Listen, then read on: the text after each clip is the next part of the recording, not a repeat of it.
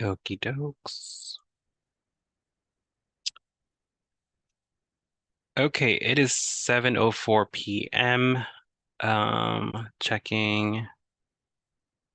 Um, let's see.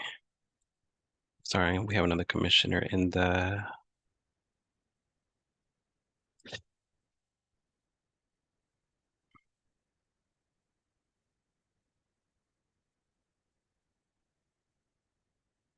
I think we're just missing Commissioner Blacknell, if I'm not mistaken.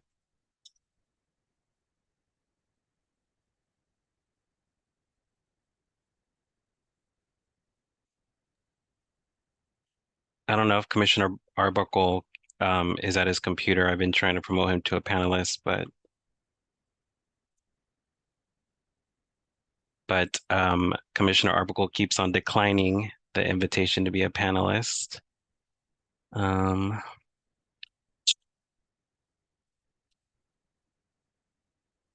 Commissioner McCon, can you assist Commissioner Arbuckle to join if he hasn't? Got it, no problem. I'll handle it from here. Perfect. Okay. So with that being said, we're going to go ahead and start tonight's meeting. My name is Salvador Sauceda Guzman. I'm the ANC Commissioner for 5D05 and the Chair for ANC 5D. For the residents on today's meeting, it looks like it will be a long one, so I want to apologize. I was trying to shoot to have this done by 10 o'clock, but from the looks of it, it might be going over than that. So we'll try to keep everything concise, and I will say a big appreciation to our parliamentarian, Commissioner McCollum, who will be keeping time and monitoring the Zoom alongside me. A friendly reminder, we have the chat is available and open to everyone on the Zoom. And when we have presenters joining us today, they'll be promoted to a panelist. So right now they're a typical attendee, a participant in the Zoom, and we'll promote them based on tonight's agenda. Um, I'll ask if one of the commissioners can drop the link for the agenda in the chat so people can readily access that. You can also find it directly on our website, anc5d.org. The agenda is readily available there as well if it's quicker for you to access that. Friendly reminder for our Q&A. We have questions and answers. There's a function on the Zoom where you can directly ask questions. We will not be answering anything on the chat. So if you have hypothetical questions or questions for your neighbors here in 5D, feel free to drop that in the chat.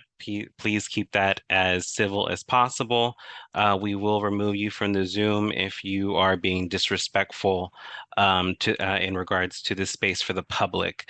As well, ask all commissioners and presenters to stay muted until it's your time to speak. We tend to get a lot of reverb sometimes, so we're just making sure that we can properly hear folks that are sharing their time with us tonight. And with that being said, I'm going to call the meeting to order at 7:07 p.m. I'm going ahead and do roll call. Did we get Commissioner Arbuckle on? Okay, cool. Yep. Okay.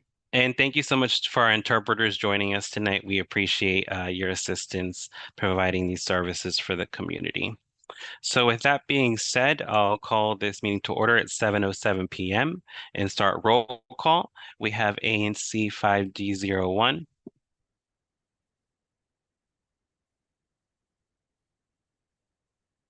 That's me, sorry. Present. Okay. 5D02. Present. 5D03.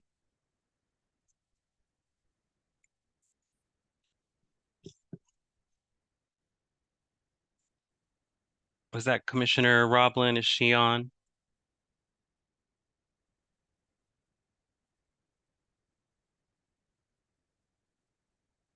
Commissioner Roblin, are you there? I see that you're on the Zoom. You're muted.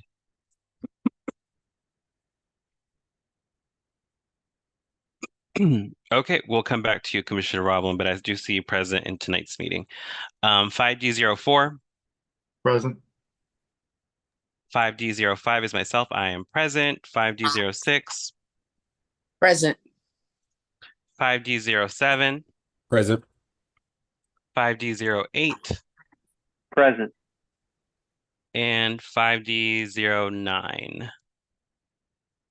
I'm trying to see if Commissioner Black did. Commissioner Collins, she's not present. Just making sure. No. Okay, cool.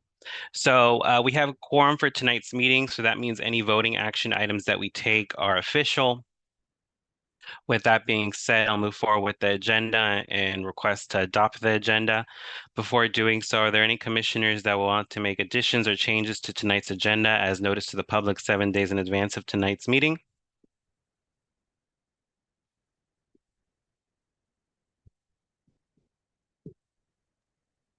Yes, the trash committee should be removed from the agenda. Can you be more specific? Are you talking about the proposal? The proposal, it's not timely. Given the direction from Denise Wichter in the office of ANC, she's the general counsel. She has made it clear several times that you cannot duplicate a district service. And since the Helping Hands program and street sweeping started again on March 1st, any proposal to purchase tools to give to citizens at this point is a duplication and therefore improper. Okay. Should we remind me, Commissioner McCollum, can we hold discussion on this item or do we go ahead and make a vote? We can hold discussion here. Sure. Okay. So we have 3-minute discussion, Commissioner McCollum. Perfect. Okay. Just to clarify, Commissioner Henderson, the individual that you referenced in the Office of Advisory Neighborhood Commissions, they said the exact opposite of what you said. We are able to make this purchase since these services are not provided year-round. So just clarification on that, that what you just mentioned. And I do have Commissioner May, you had a comment or question. Yeah, I was just going to say the same thing, which is that the guidance, my interpretation of the guidance that Commissioner Roblin shared was different than it was aligned with what you just said, Chairperson Saucedo Guzman. Okay. Commissioner Henderson, you had a comment? The guidance from Denise Wichter was very clear. You cannot duplicate services. And I think the only issue is the time that this proposal was provided, which was a couple of months ago. I mean, it's very clear what she said. It's not appropriate, given She that didn't say that. she did say that. You need to read it again. Otherwise, the Inspector General will hold the commission accountable for misappropriating more money. Mm-hmm. Okay. The evidence to the contrary or what you're saying, Commissioner, is in the proposal itself. I don't know if you actually looked at it. If you actually looked at that exhibit. I don't know if you actually read what Denise Wichter wrote. She's the general counsel. So if I could speak without being interrupted, I appreciate that.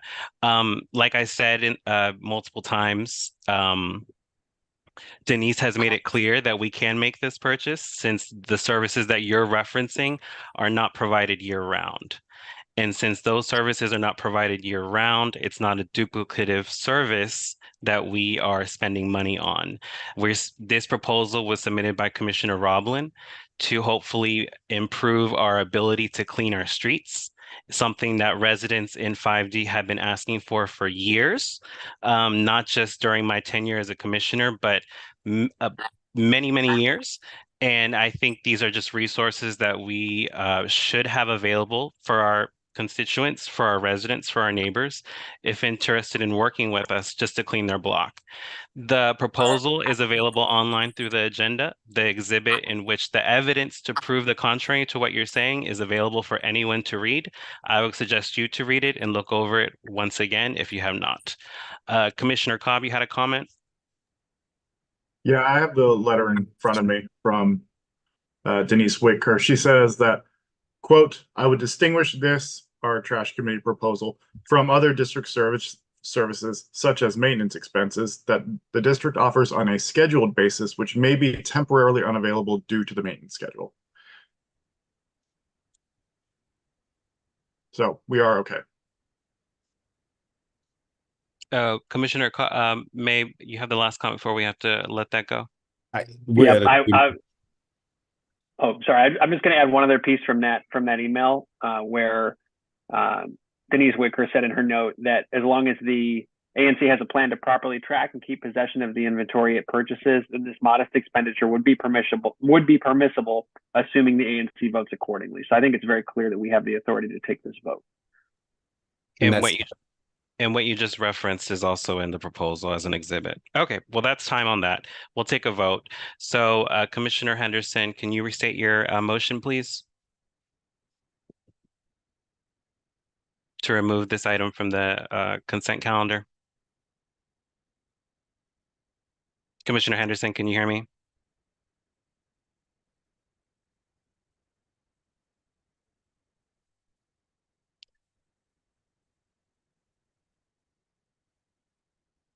Commissioner Henderson? if there's no motion, then we'll have to move forward with this. Okay. Are there any other changes or additions needed to tonight's agenda? Commissioner Arbuckle, I think you have your hand raised. So I just got an email. One of the people who was going to speak for the Minetta Tavern has had a death in the family, so won't be able to present tonight. May we present can we still vote on the item? Without a presentation, as long as you can, I think you provided a letter and included it in the agenda in advance. So if you can speak on that, I think it's still an item we can discuss. Sounds good. Okay, And then thanks. I got some feedback on the letter for the Edens project. Do I need to have a request a change to the agenda to switch out the letter to be more clear? Or is that something we can? That can be addressed during the discussion if Okay. you make those edits in real time. Sounds good. Okay. Were there any other suggested changes or additions to tonight's agenda?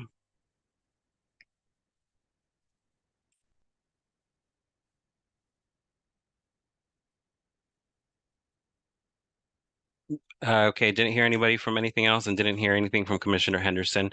Okay, with that being said, I move that we adopt tonight's agenda as presented to the public in 7 days in advance of today's meeting. Can I get a second on this motion? Second. Second by Commissioner Rhodes. All in favor of approving tonight's agenda, say aye. Aye. Aye. All opposed, say nay. Opposed. And any abstentions?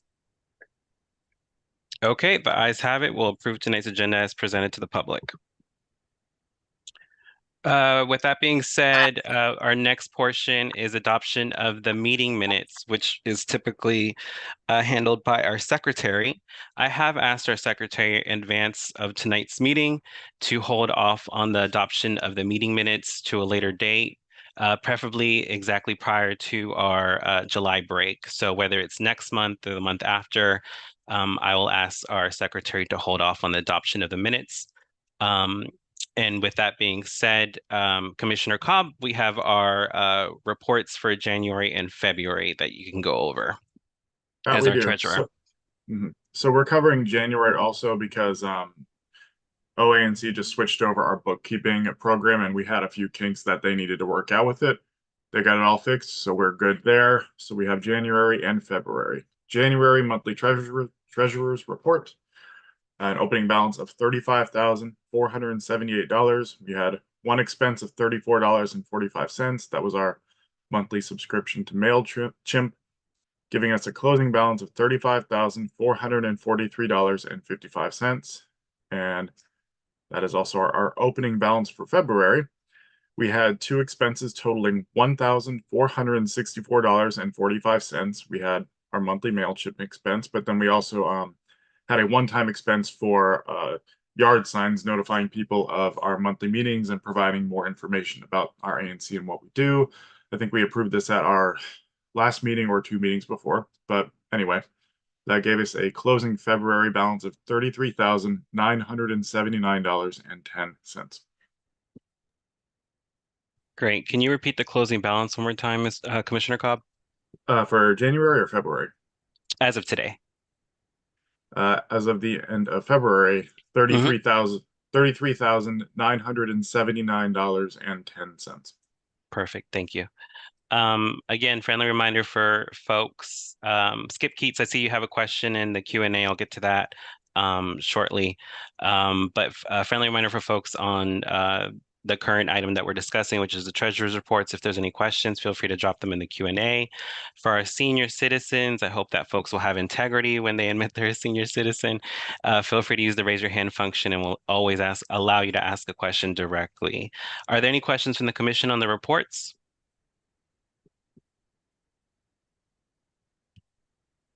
Okay, I don't see any questions from the public or the commissioners.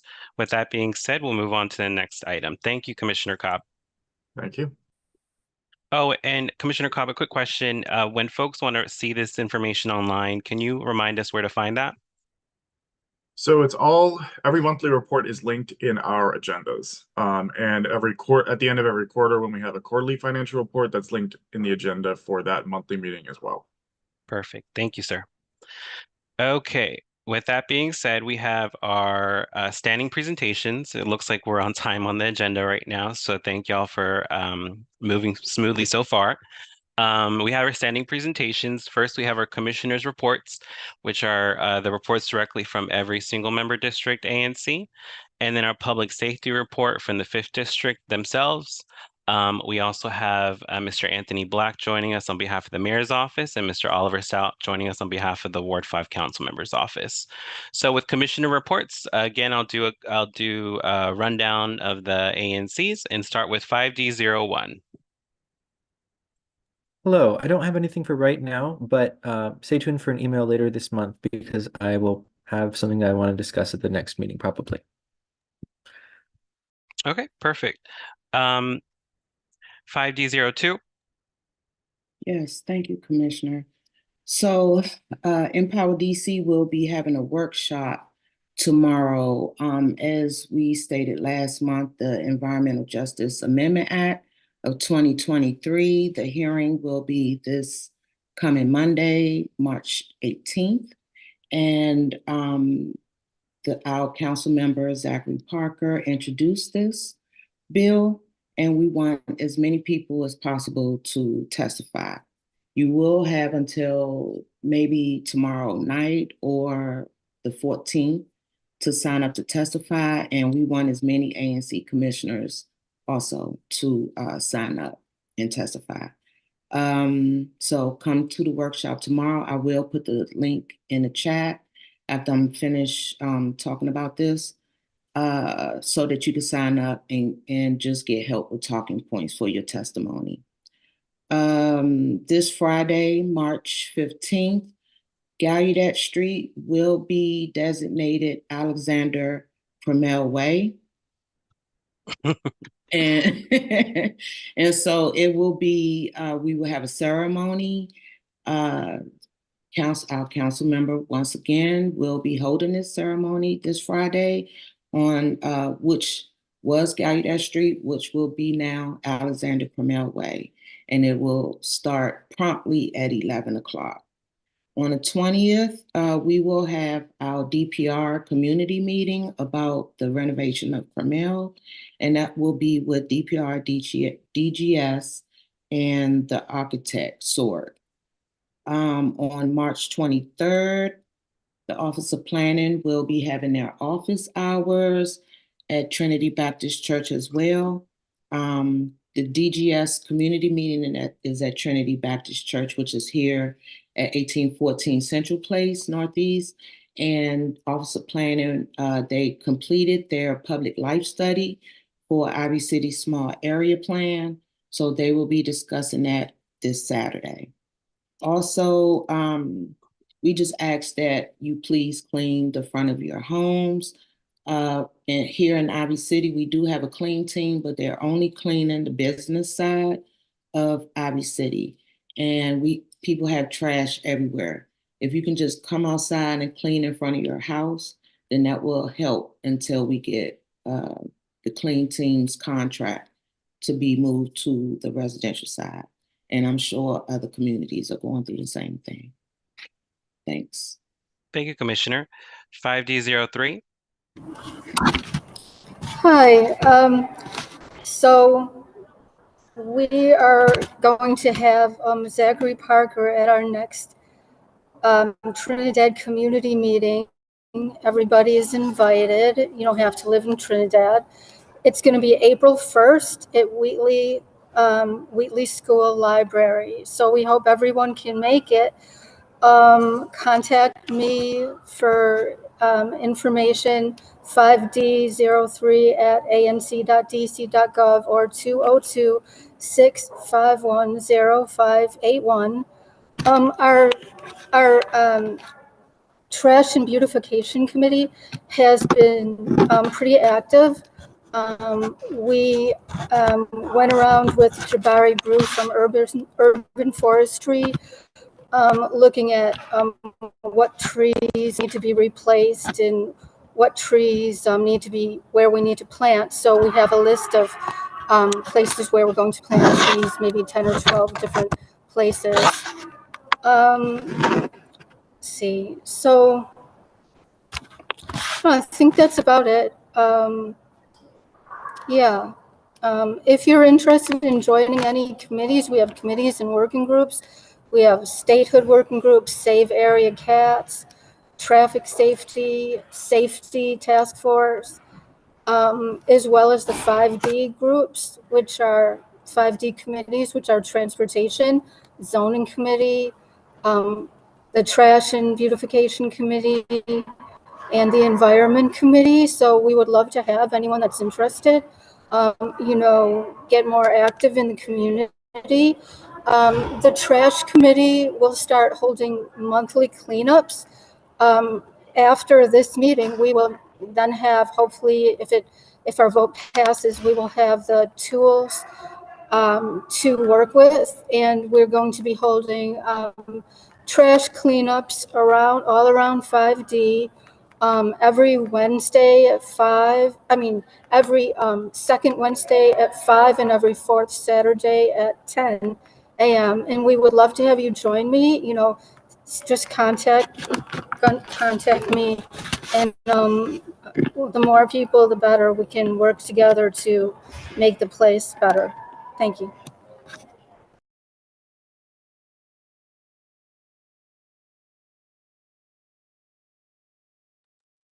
Thank you, Commissioner McCollum, for keeping us on time. 5D04.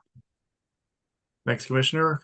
Stephen Cobb, 5D04. I just want to echo what Commissioner Rhodes said about the trash. Street sweeping season has started again, so please keep that in mind. And we do have a clean team here in Trinidad that work on spots along West Virginia and Montello and Trinidad Avenue.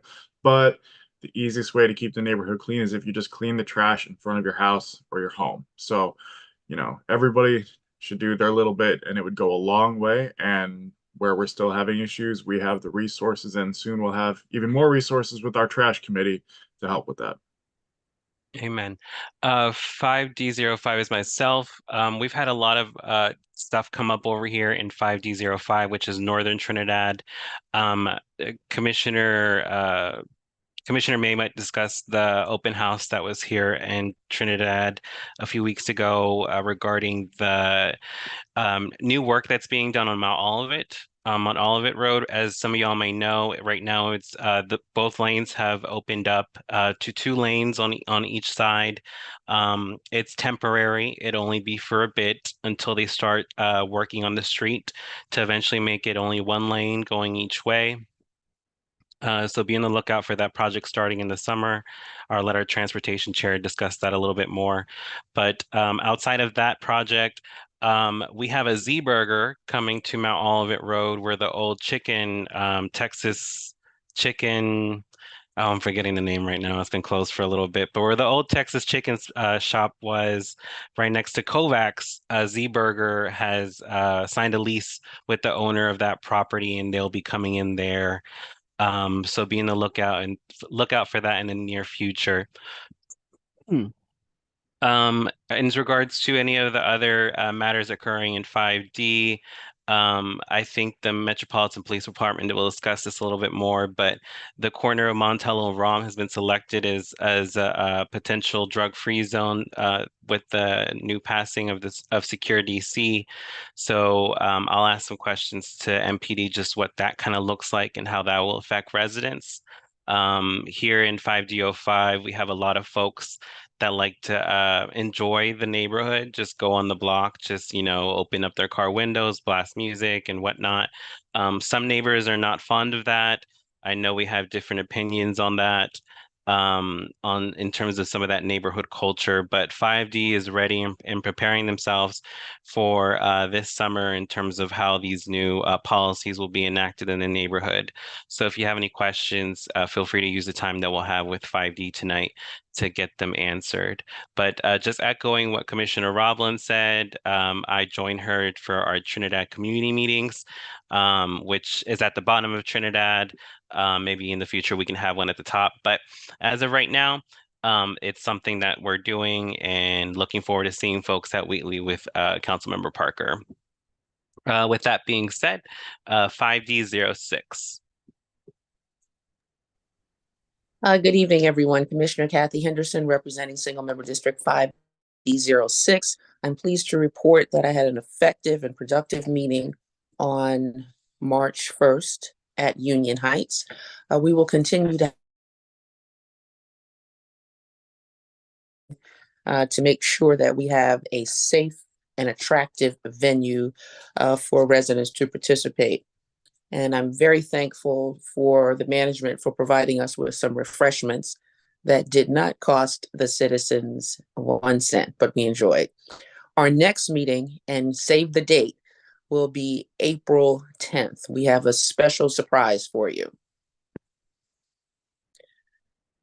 Let's see, on March 2nd, I attended the mayor's public safety meeting for commissioners. I thought the meeting was productive. And I received a number of assurances from Chief Smith regarding the Starburst Plaza, which will be designated as a drug-free zone. And that's one that we picked anyway, so that we can make sure that everyone in the community can enjoy this meeting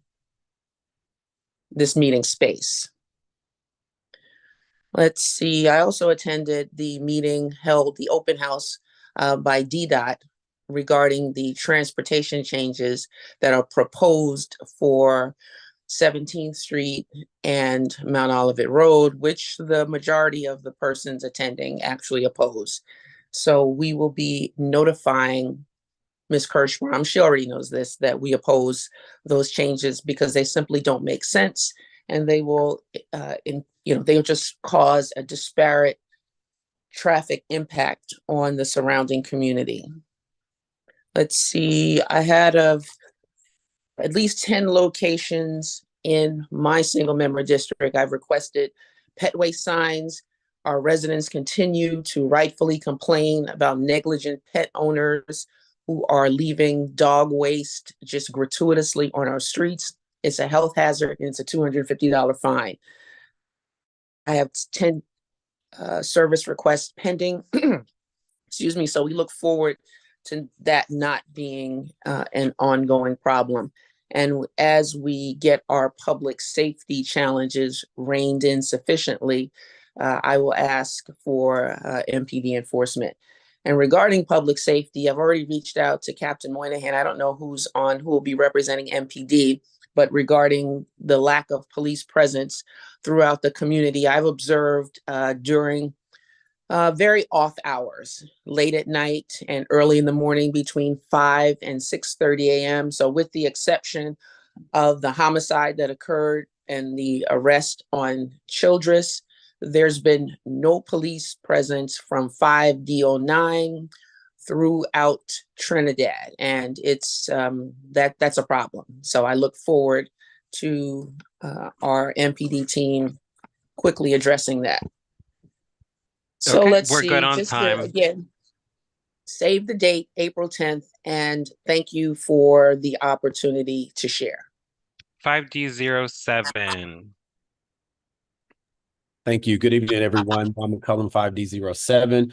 I'm going to be very brief tonight. I want to commend the police. I asked during our last meeting that we could have, if we could have more patrolling on the corners of certain streets close to the stop signs and the crosswalks. And I have observed myself police sitting during morning rush hour commutes and also during the evenings.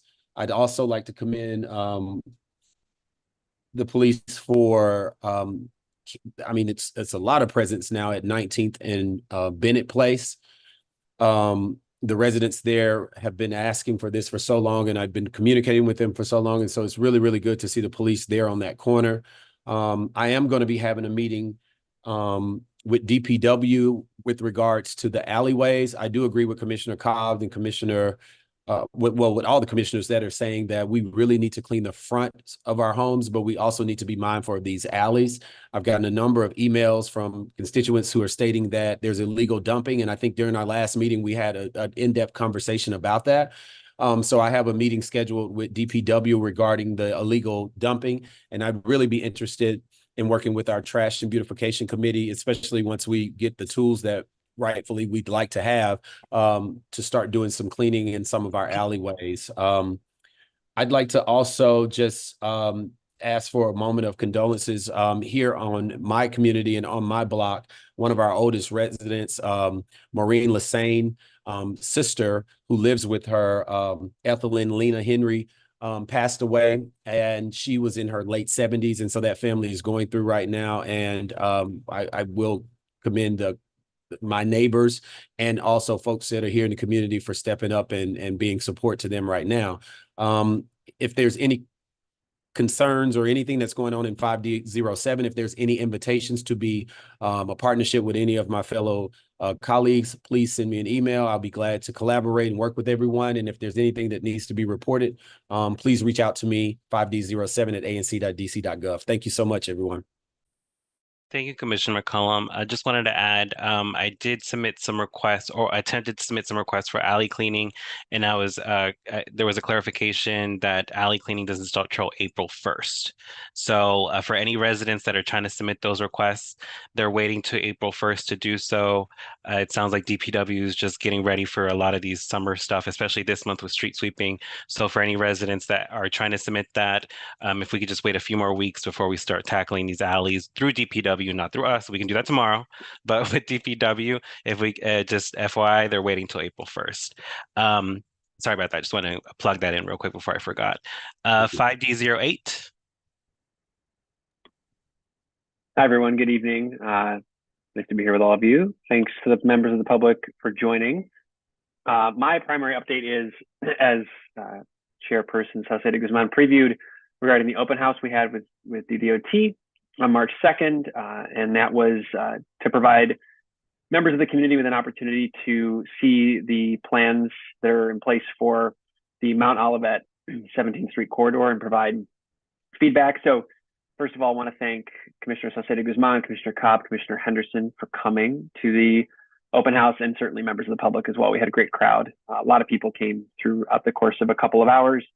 And I think it was a great opportunity for people to give substantive feedback that will have, the ability to impact final design choices that DDOT makes. I'm going to share a link in the chat. That link will take you to the presentation that was given at the open house. If anybody's curious, I'll also just really quickly pull up a slide here to show you all. So this is just a quick. It was one slide from the deck, but it gives you a bit of a sense of what the design plan looks like and what the future of, this is a shot of Mount Olivet where it intersects with Corcoran Street. So it gives you a sense of what the road is going to look like. As Commissioner Saucedo Guzman mentioned, Mount Olivet and 17th will both be converted from 4-lane roads with two-way traffic in this concept to 3-lane roads, 2 travel lanes, 1 in each direction with a turn lane, and then also a 2-way cycle track along the south side of Mount Olivet and then along the west side of 17th Street. And that cycle track continues all the way down to Potomac Avenue and Barney Circle. Actually becomes the longest continuous protected cycling route in the city, which I did not know until the open house. So again, appreciate people coming out. This was was a really great meeting. There were a lot of people there. There was a lot of feedback. I would say, in contrast to my colleague, I think that most of the feedback and the commentary was generally very positive. Some people had legitimate and very helpful concerns and questions, and good insights into how the dynamics of that road work in their particular part of the neighborhood. So that was also really helpful for DDOT. At this point, we can expect final design plans sometime probably in April, and then I will ask DDOT to share those out with the community. Hopefully we'll have them at one of these meetings to provide a final overview and then timeline for construction. So that is my update. If anyone has any questions, I'm certainly happy to answer those or share more resources. Thank you, Commissioner. I don't think Commissioner Blacknell is joining us tonight. Commissioner McCollum, or does any other commissioner see Commissioner Blacknell by any chance? Just want to No, make sure. So I'm patrolling. I don't see her there. Okay, cool. So I'll address this question that we got from the public regarding some stuff that we discussed real quick through Blacknell's time. But Skip Keats just asked if the city is supposed to pick up trash on the street and getting caught in fences and on lawns. If so, they're not doing so. My condo's been picking up trash in our block using our own resources. Is that not what the trash committee is supposed to help coordinate? The trash that blows around. No waste bins appear to exist in Carver Langston. Correct. It's not the Department of Public Works' job to specifically pick up trash off the street unless it's something that has been deemed necessary through a 311 request and a sweep inspector to the Department of Public Works. So, as you may know, a majority of the litter cans that we see on blocks, they tend to be in more commercial areas. So, you can get resources such as volunteers and whatnot to do specifically what that was referenced in this question, but what 5D is just trying to do is make it more accessible for residents to start doing it, since we can't get the much needed assistance that we're seeing that's needed across the whole city, not just in 5D. With that being said, Commissioner Cobb, I think you had your hand raised, and so did Commissioner Henderson. Yeah, just to add to that, one other important thing to keep in mind is that DPW will not enter private property. So if you see a yard littered with trash, a construction site, anything like that, DPW will not go there. It is completely up to the property owner or whoever lives there. Thank you. Commissioner Henderson, do you still have a comment, or? Commissioner McCollum, you had a comment? Yes, yes, I did have a comment. I just wanted to add to kind of what Commissioner Cobb was saying about entering private property. I wanted to encourage everyone to still do those 311 calls. And even for the alleyway cleanups, even though it doesn't start until April 1st, those 311 calls are very, very helpful with identifying where illegals may be dumping. And then, MPD can start looking and being on notice for certain folks that are driving around dumping large amount of trash in folks' alleyways. And again, even on your private property. So please, please, please continue to do those 311 calls. And Mr. Black from the mayor's office, did you have a comment on the discussion?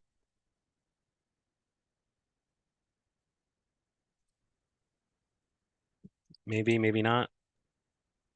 Can you hear me? Yes, sir.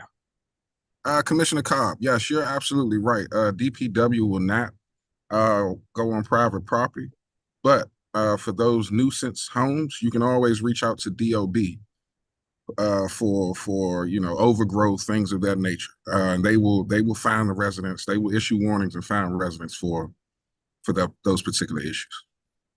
Thank you, Mr. Yes. Black. And for those that might be a little confused on which agency to call or contact, just dial 311 on your phone and you can speak directly with the 311 operator and they'll be able to assist you directly. That's how I do it. They're very helpful because sometimes it could be a little overwhelming or confusing knowing what kind of service request ticket you want to input when you have the platform in front of you. Commissioner McCollum? Time? Okay, thank you. Commissioner McCollum, are we able to ask this final question? I think it's directed to one of the ANCs, or should we wait to the end of the meeting? Sorry, you're muted.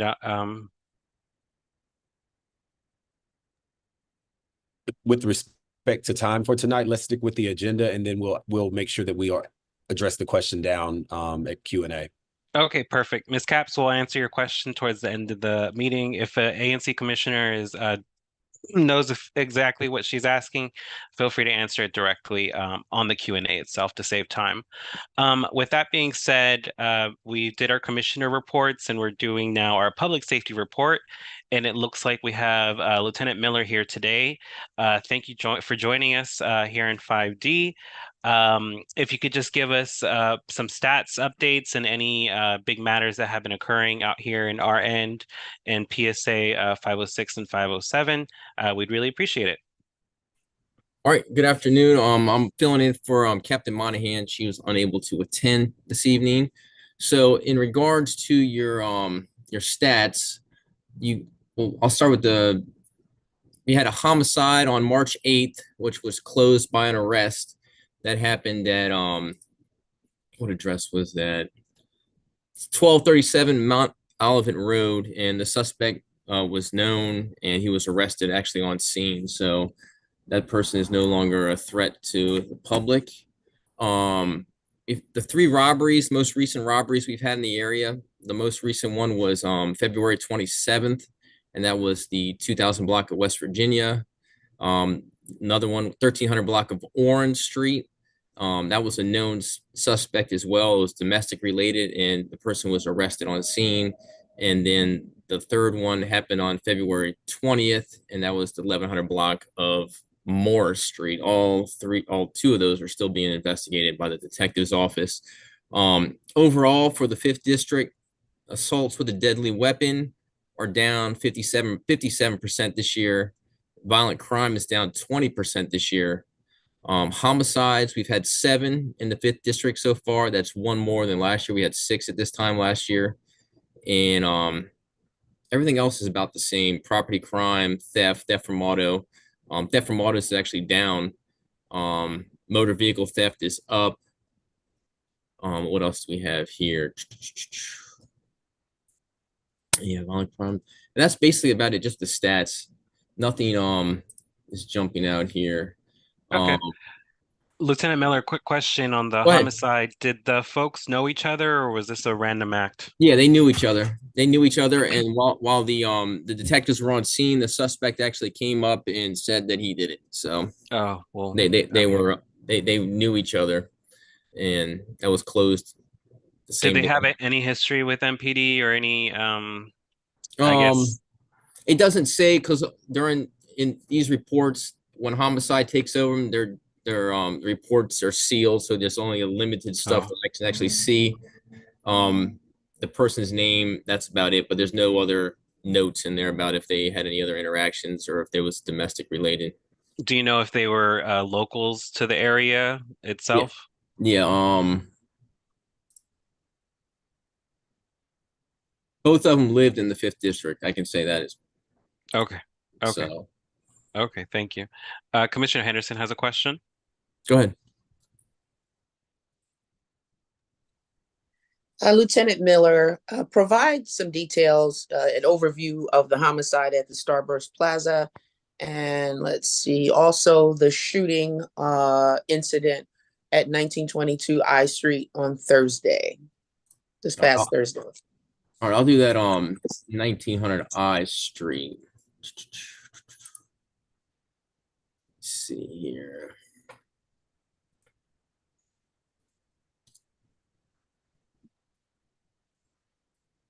All right, so on the March, this is the I Street one. On March 7th, MPD officers came over the radio. They heard sounds of gunshots in the area of 19th and I Street. They canvassed the area and located a victim. The victim reported that he was shot at by multiple people at 19th and I Street. The victim was not actually shot. He said he was out walking his dog down the street, and when he was passed by one of the subject said he shouldn't be in this block and he needs to leave. The victim stated that he's not leaving. When the subjects left, they got down the end of the road and they opened fire on this victim. The officers recovered 9 shell casings on scene, and it's currently an open case being investigated by the detective's office. So there was no injuries.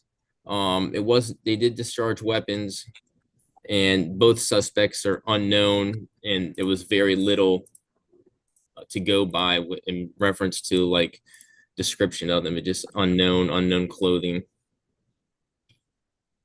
And what was the second one you wanted information for? The Starburst Plaza, Starburst the Plaza. homicide. All right, hold on, let me pull that one up.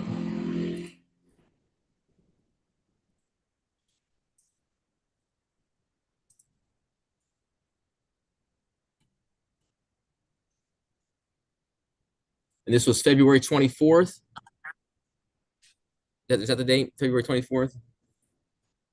All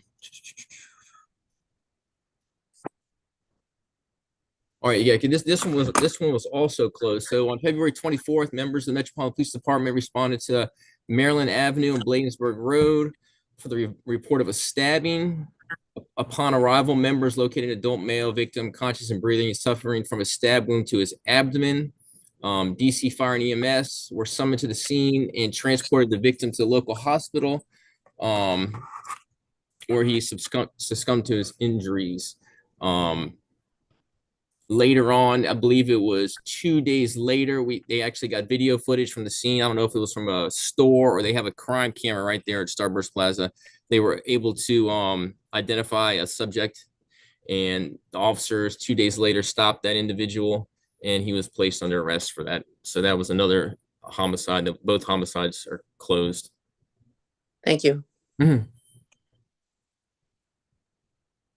We have a question from the public. I think this is regarding what was just mentioned, the status of the stabbing at Starburst Plaza, where the person died. But also, what is the status of the weapons fire at the alley between 7th Food Store and the homes north of it on 19th Street, just above Benning, about a month ago?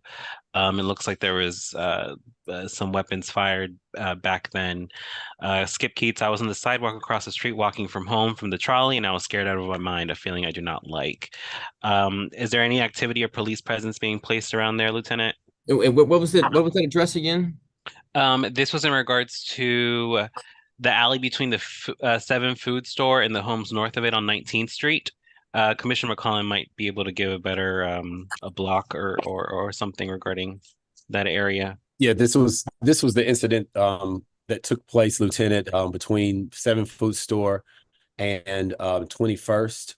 We've had two different incidents. So there was one between 7th Food Store and 18th Street. Okay. I believe that we addressed that one at our last meeting, but since then there's been 7th Food Store and 21st Street. Gunfire in that area, going in that direction. So if you could just kind of touch on both of those, please. Yeah, if we don't, I don't have. I'm looking right now, and there wasn't a contact shooting, so it was just it would be a unlawful discharge. Yeah.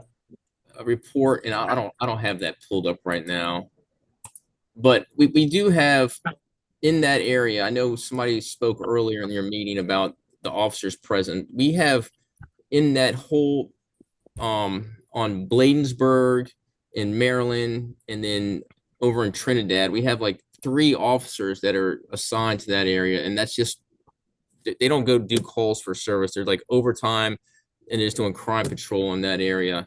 And then below Benning Road, we have the Thrive thing that they got going on there. So everything, so Benning Road, that whole little triangle, we have officers over there.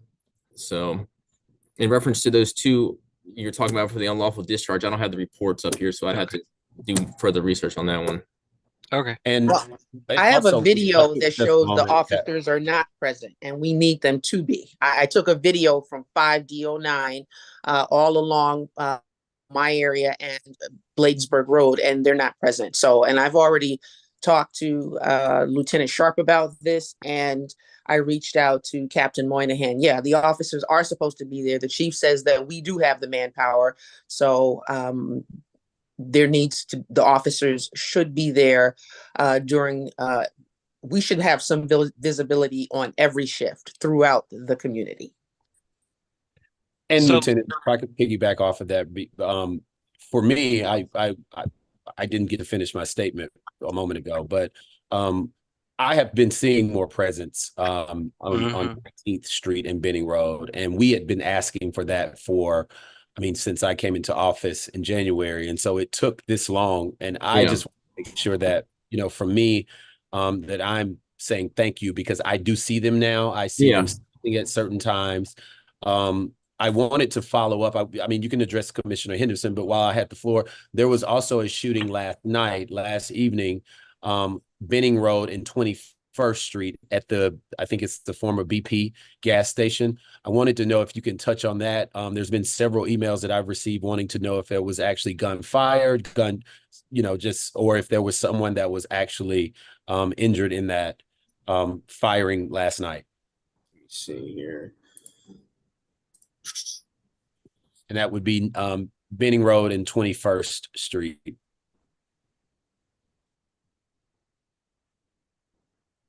Yeah, the most recent one we have is going back to the 7th, which is the 1900 block of I, which is the one I talked about with the dog. And then the previous one is 1300 block of Oakey Street. And that goes back to February 28th is the last time we have assault with a dangerous weapon, which would be where they've recovered shell casings. And we actually have a victim that somebody's reporting being shot at.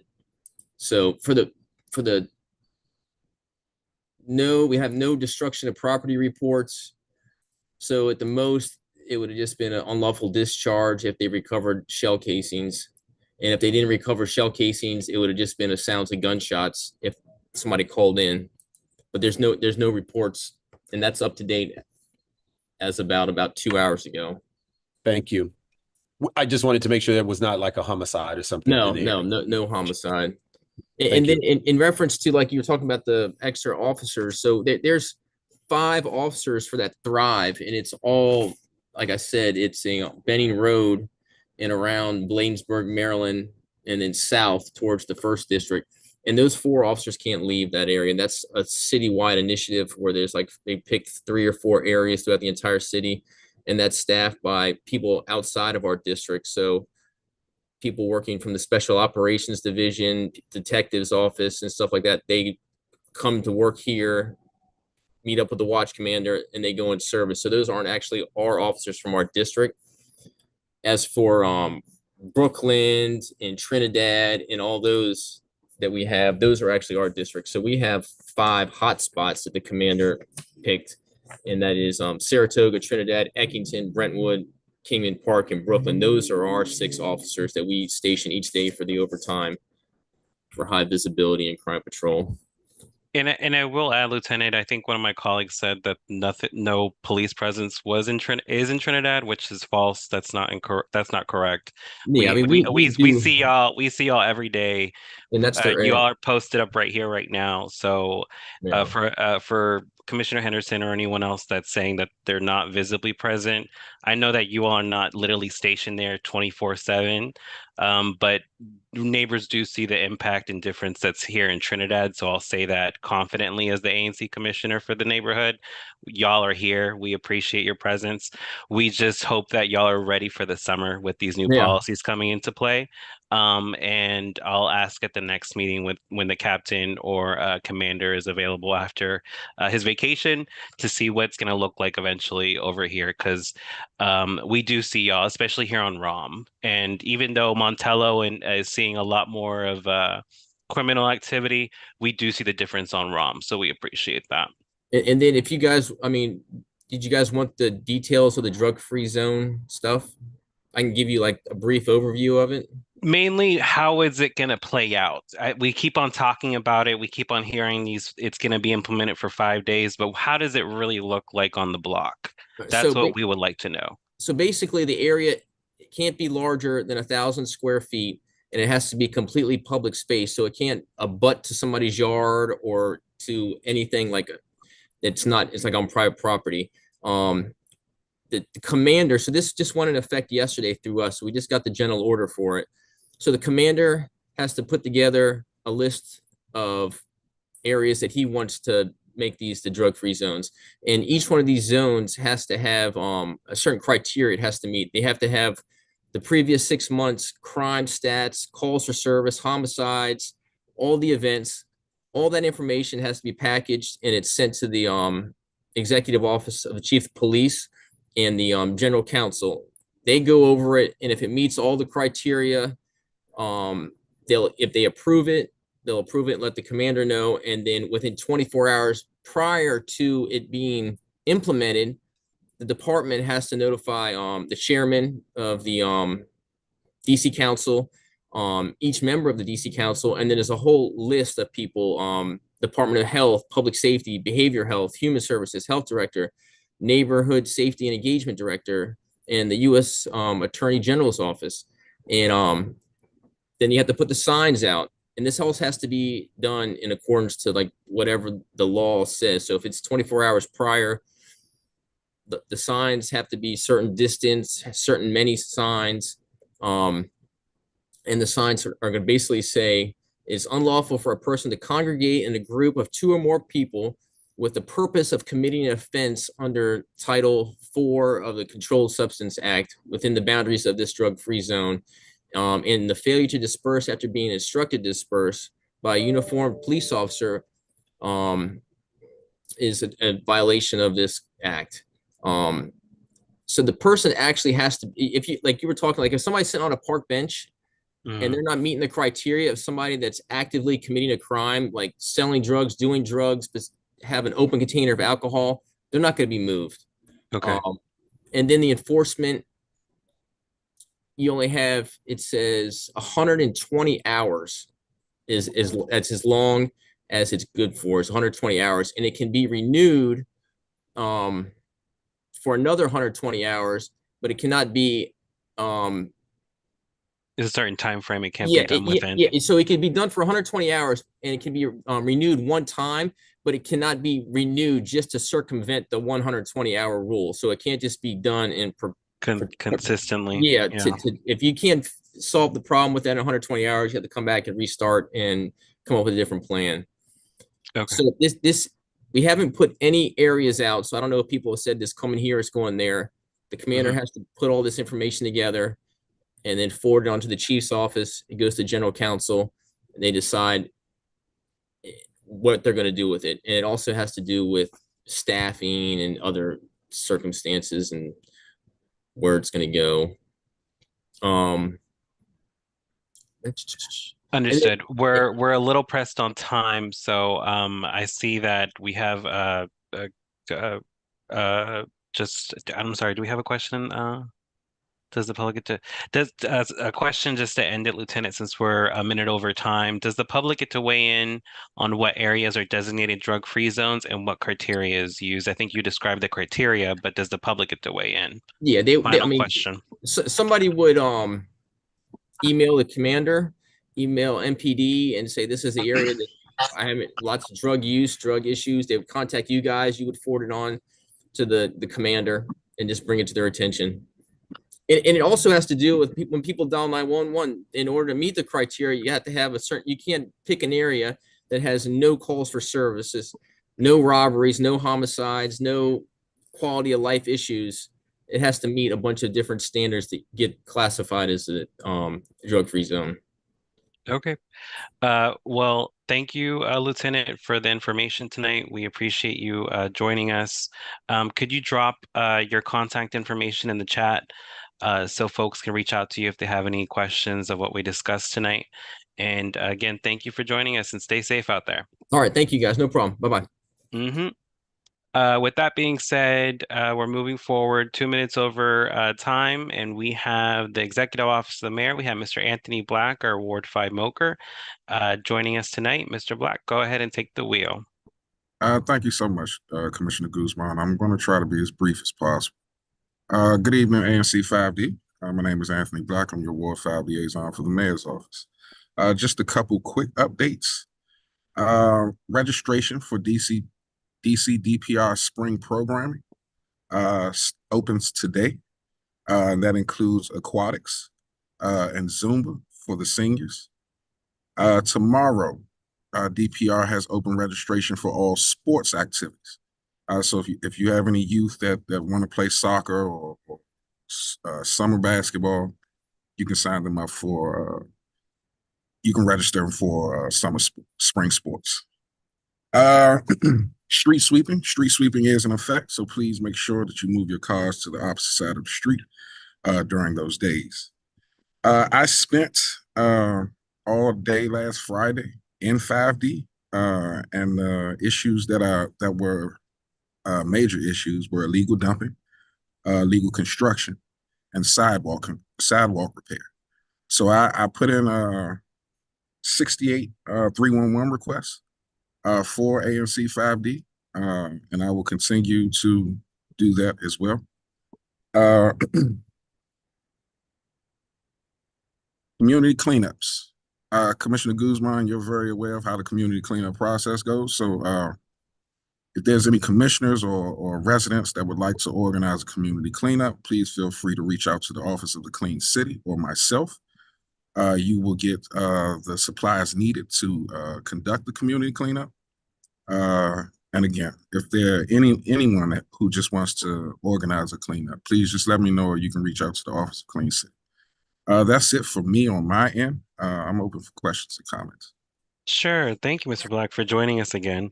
Absolutely. I heard Mr. Ingram is now working for the Department of Aging, I believe. Yes. Christopher's transitioned on to he's over there with Miss Director Hines over there at the Department of Aging and Community Development. Okay, let him give him a big old hug when you see him. He's a great guy, and I'm happy he's over there with our seniors, working with our seniors. Absolutely. Two quick things. One is a plug, one is a question. We have our site visit at the Trinidad Rec Center this Friday at 3 p.m. So thank you for and some of the other folks coming out. I invited the council member's office, and I know DPR is having their representative there to do a site walk of the rec center. Just trying to get some things tidy up before the summer hits. That rec center, more than our rec center at the bottom of Trinidad, tends to get a lot more summer activity. Just like the folks on the block are just Right. hanging out, doing their thing. We get the youth at the rec center doing the same thing during the summer. So just trying to get that ready and prepared for those movements. You mentioned cleanups. Do we know if, I'm sorry, there's a reverb coming from Commissioner Henderson. The cleanups, do we know if the Clean City is doing their Earth Day cleanups this year again? Yes, they are. And I will get with I know it's April let me look at the calendar for you.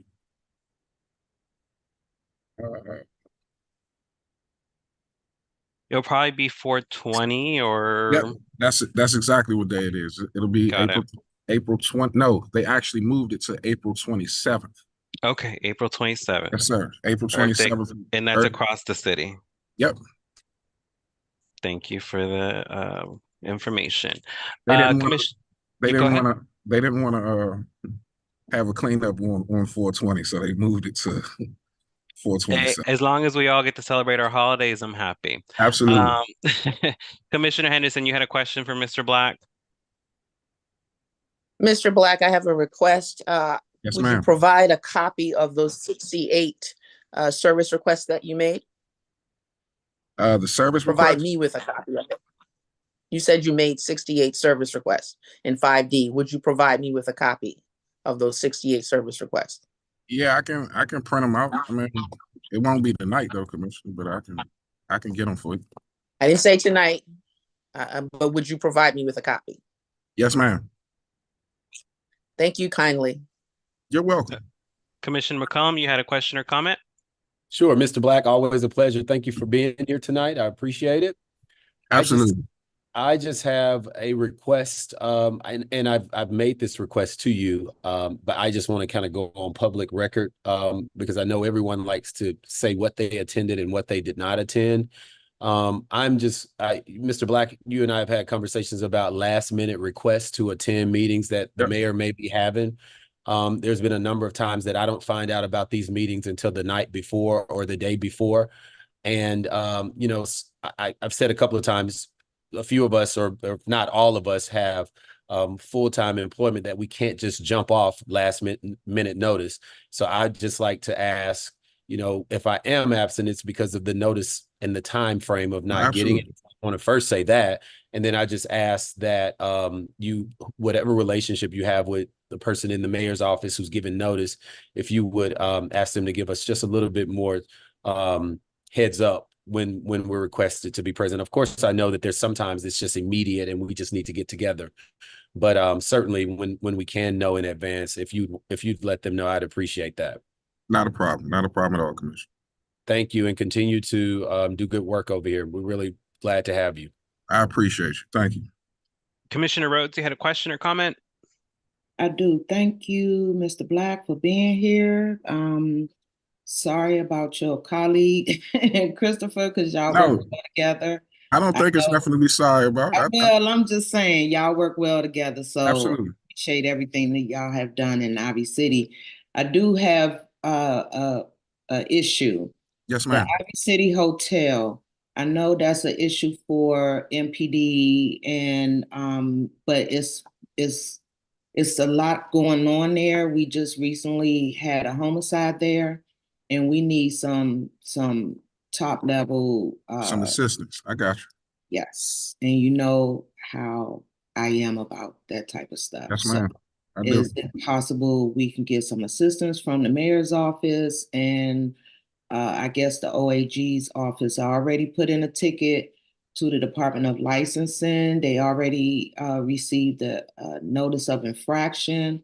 Is only because of name or there something have expired. We need to work diligently to try to get something like done to that place.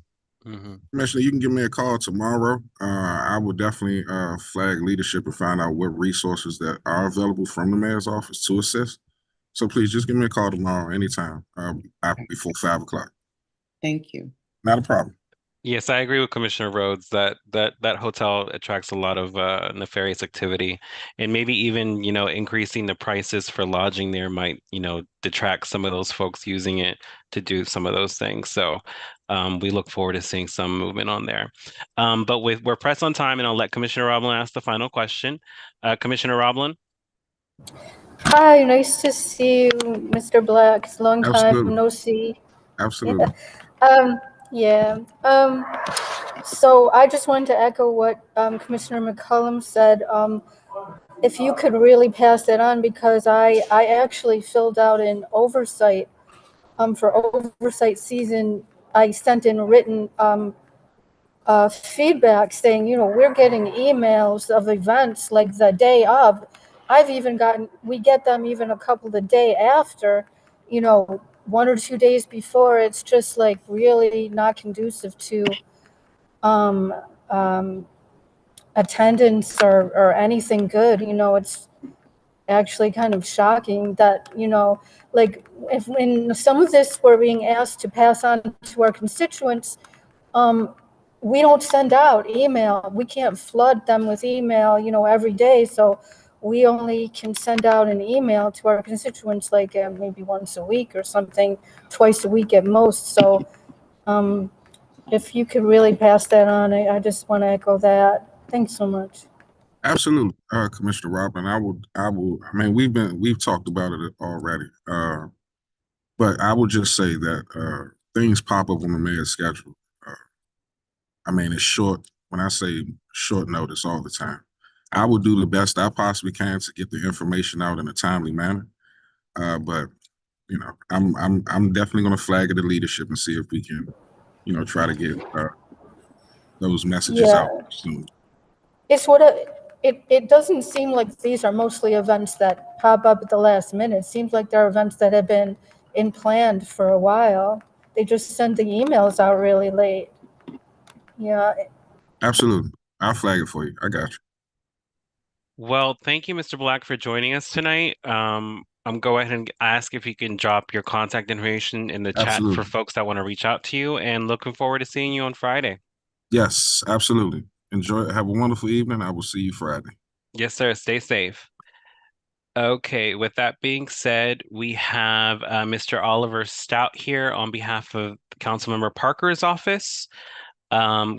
Zachary Parker is our Ward 5 council member, and it's his birthday today. So if you know how to reach him, send him a nice little birthday message because he's a great council member. So Mr. Stout, I'll let you take the reign, and it will, again, friendly reminder for folks that want to ask questions. We have the Q&A, and for our seniors, they can use the raise your hand function, and we'll let you speak directly. Thank you, Mr. Yep. Stout. No problem. So I'm Oliver Stout. I am the Constituent Service Coordinator for ANC 5B and 5V from the Council Members Ward 5 Council Office.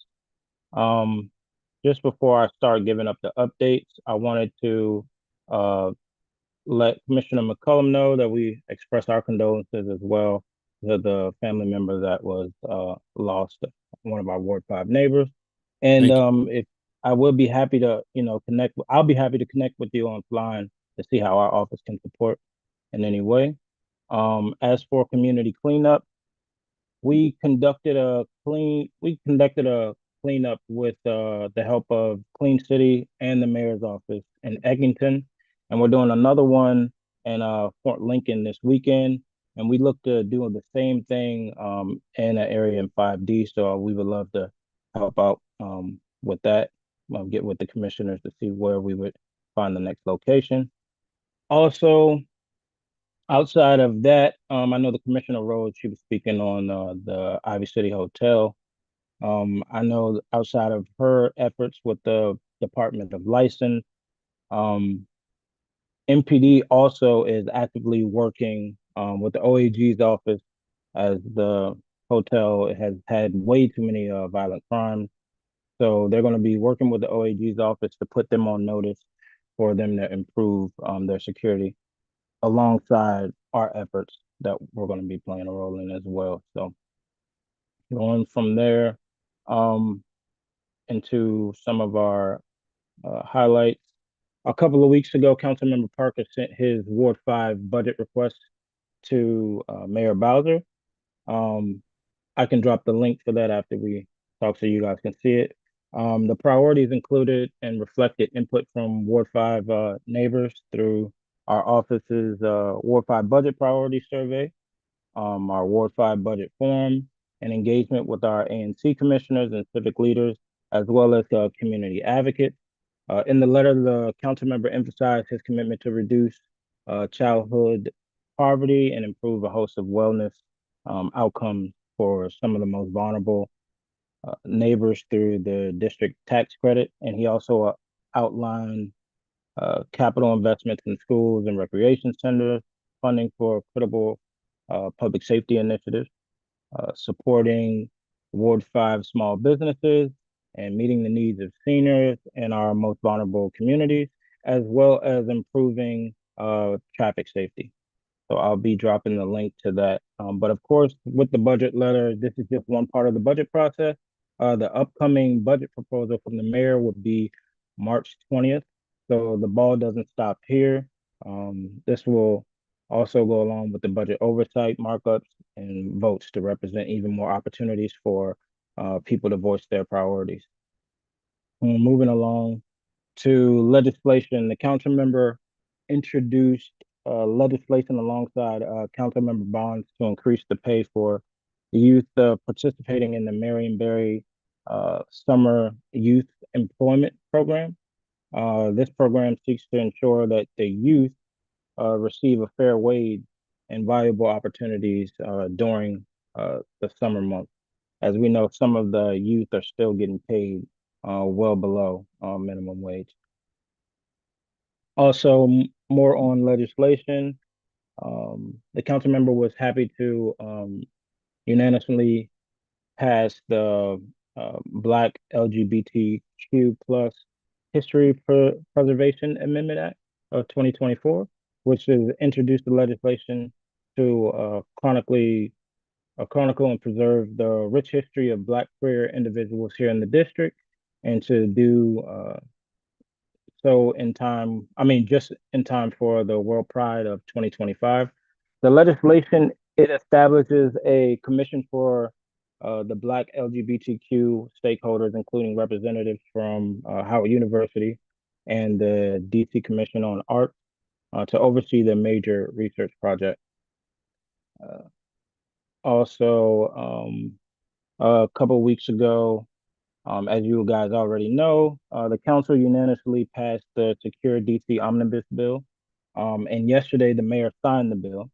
The council member had voted in favor of a number of amendments to the legislation. One of the amendments were the DNA collection and use of the DNA identification information from arrestees for when a person is charged and has had a probable cause hearing.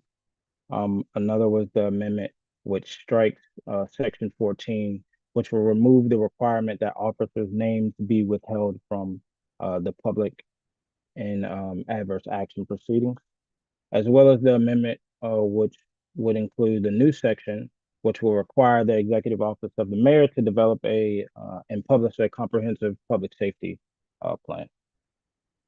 Also, moving along, Councilmember Rose, she helped me out with a drop into the associated links for this, but we have our Environmental Justice Amendment Act briefing March 13th. So on March 13th from 6:30 to 8, Empower DC will be hosting a briefing and testimony preparation session for the bill, as she had already stated. On March 18th, the bill for the Environmental Justice Amendment Act of 2023 will have a hearing in the Committee of Transportation and Environment. She also dropped the link for that as well for everyone to sign up. And also, we'll be having introduce our street designation. So last year, during our Black History Month, council member introduced the street designation bill in honor of our prominent Black figures with ties to Ward 5. Now that these bills have all been approved by the council, we'll be hosting ceremonies throughout the ward to unveil the new symbolic street designations. So make plans for us to come out for the ceremony for Alexander Crummell Way in Ivy City. This will be on 1900 block of Gallaudet Street in Northeast. And that'll be at 11 o'clock on March 15th. And I believe she may have dropped the information to that as well, but I will also add it in. Also, Commissioner Rhodes mentioned I think she's just doing all my job here now. But she also mentioned the Ivy City Small Area Plan. Ivy City Small Area Plan public meeting public meeting and coordination will be in Trinidad Baptist Church in Ivy City. This event will engage the community through discussions about the recent analysis, question and answer, Q&A about the planning process and co-creation recommendations that support the plans and priorities. So that's about it for our office. Thank you, Mr. Stout. I'll ask again for folks that have questions, just to go ahead and drop them in the Q&A. For Mr. Stout, any ANC commissioners use the raise your hand function to ask a question along with their seniors. Are there any ANC commissioners with questions? I'll briefly go to the Q&A real quick as commissioners prepare, but just a quick ones, Mr. Stout. When does the Secure DC Omnibus Bill essentially take effect? I believe that it has to go through another process, but I believe some things are immediate. Anything that does not cost, or it's not like, for instance, I believe like drug-free zones and stuff like that. I'm not sure. I can get you the exact answer to it, but I Okay, believe so that it anything sounds that's like not of a there's cost. different parts to it that Yeah. are taking effect in different stages. Okay. Yeah, if you can at our next meeting, if you could just give us some more Yeah, I'll be able time to give frame, that you we appreciate that. an update. Yep. Commissioner Henderson, you had a question? So thank you, Mr. Stout, for your presentation. Let's see. I think communicate to the council member, because you'll see him before I do, that the public safety call was productive, and are you sending out notes regarding follow-up? And I think there was a link regarding the request, the budget priority request. Can you resend that?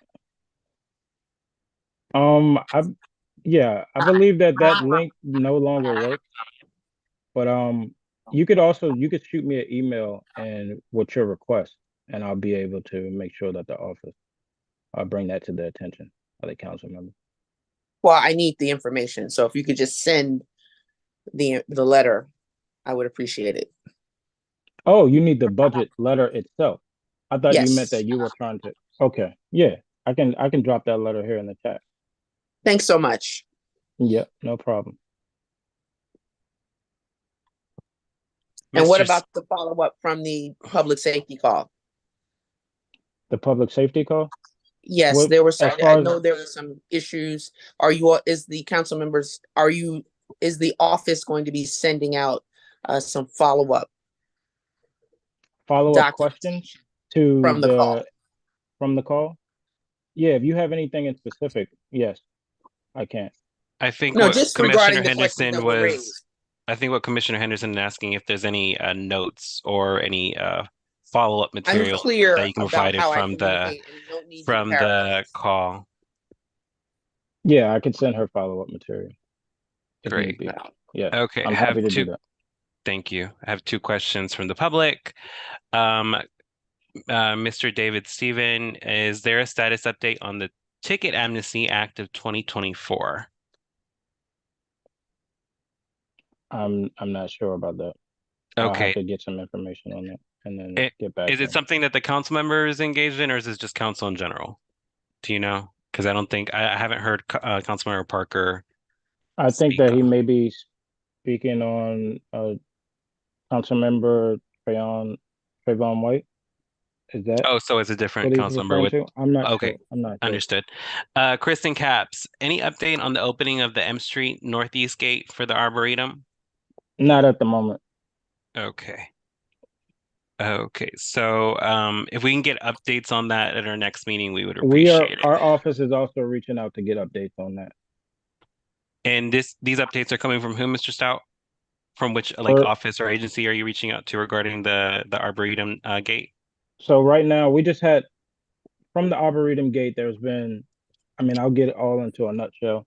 There's been a lot of issues that have been going on from M Street, from Maryland and M Street, as far as there's campers that have been sitting out there. Eventually we did know that they were going to be opening up that gate. And then with that being said, the individuals that have been living there, they would have to possibly, disperse.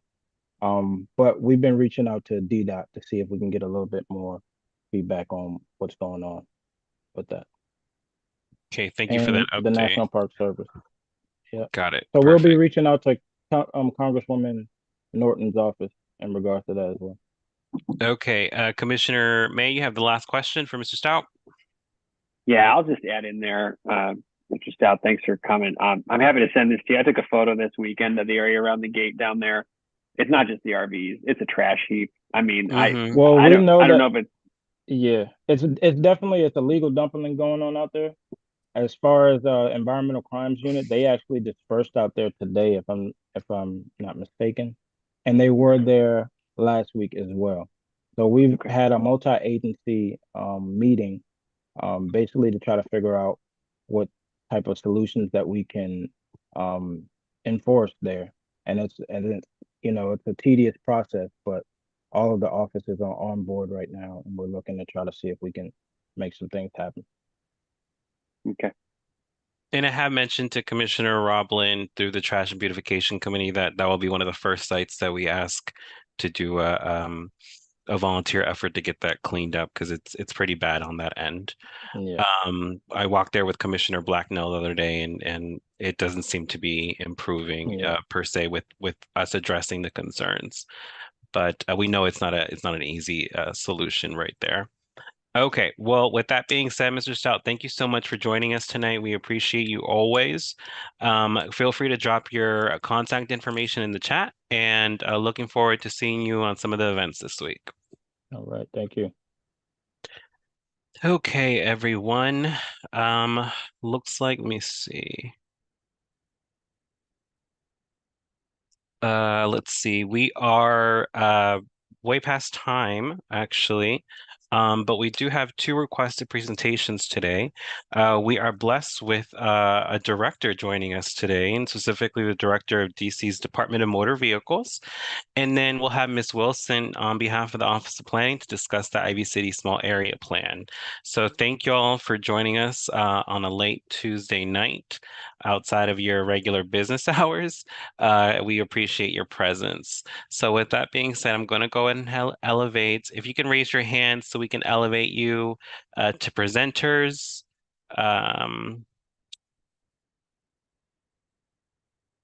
Perfect. Thank you so much. And a friendly reminder again, we'll hold for questions towards the end of their presentation. Please use the Q&A function to drop a question directly related to the matter being discussed. And if you're a senior, feel free to use the raise your hand function and we'll let you to ask the question directly. Director Robinson, how you doing today? I'm doing well. Can you hear me? Yes, sir. We can hear you very well. Thank you. You ready for me to start? Yeah, go ahead. Take the wheel, sir. Thank you so much for joining us.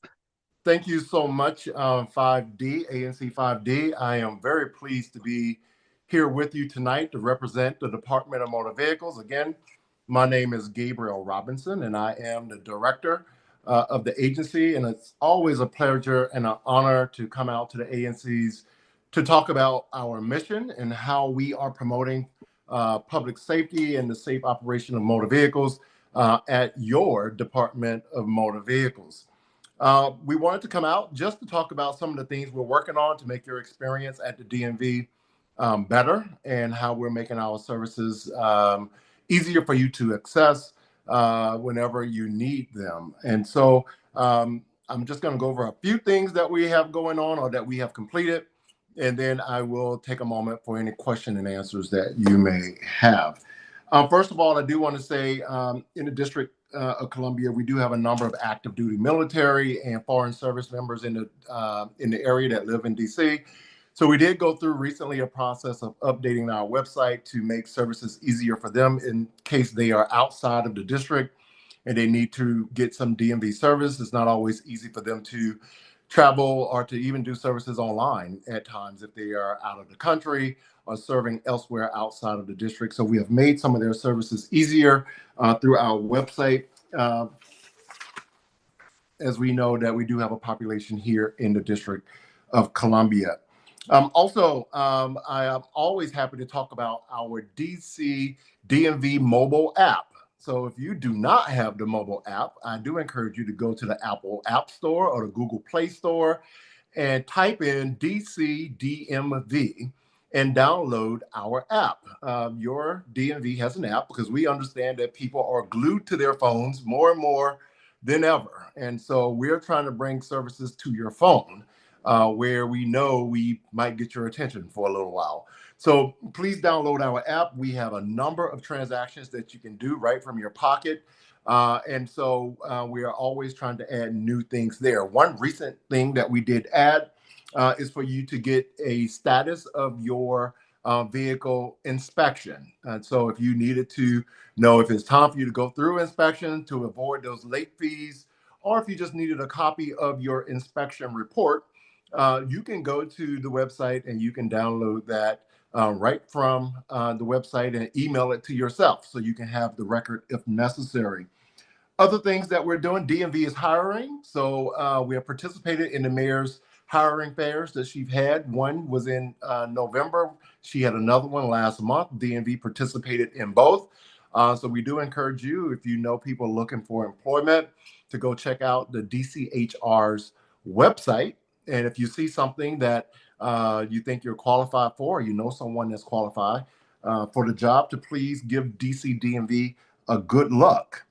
Also on our website, we also recently added an option for individuals to get information on vehicle recalls in real time. So you can go to our website, you can go to the search function and type in vehicle recall, go to the link and you can put in your VIN number and you can get information on any recalls that your vehicle may have that's not been dealt with yet. So we like to bring information to you about your vehicle because we know a safe vehicle could lend itself to safe roads.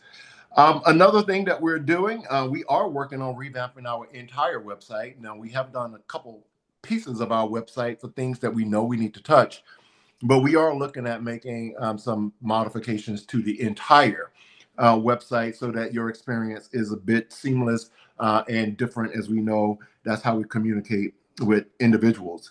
The last thing I'll talk about before I take questions, because I know I want to address the things that you may want to hear about, but we did open another OBD, our onboard diagnostic inspection kiosk in Ward 8, located at the Fort Stanton Park, where you can go and have your vehicle inspected by yourself 24 hours a day. And so we have the same setup right now at Tacoma Rec Center in Ward 4. And so we now offering that service in Ward 8. And we are looking for another location as well currently so that we can install these services throughout the city to make getting your vehicle inspected more convenient. Now, keep in mind, if you do want to use the self-service kiosk, your vehicle first have to have been inspected by the DC DMV at the inspection station at least one time, right? So you can't go to the kiosk for the very first inspection. Your vehicle must also be a 2005 vehicle or newer.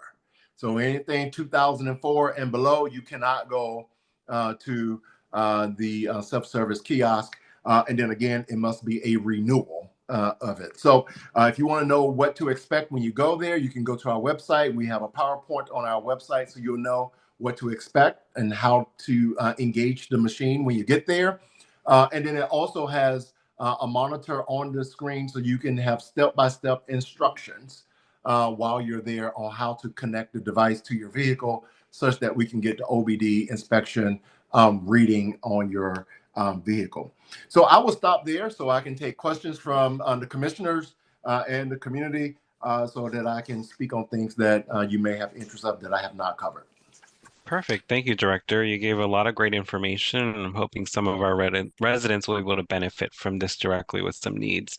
I'll ask commissioners if they have questions first, and again, open it up to the public.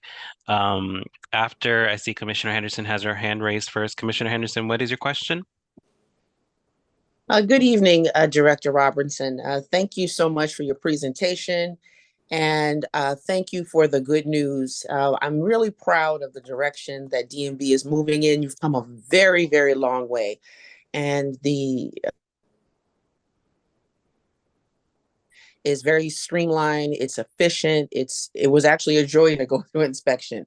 So I look forward to getting continuing getting the newsletters and keep up the great work because the citizens really need a DMV that is top performing, and that's what we have. So I appreciate that.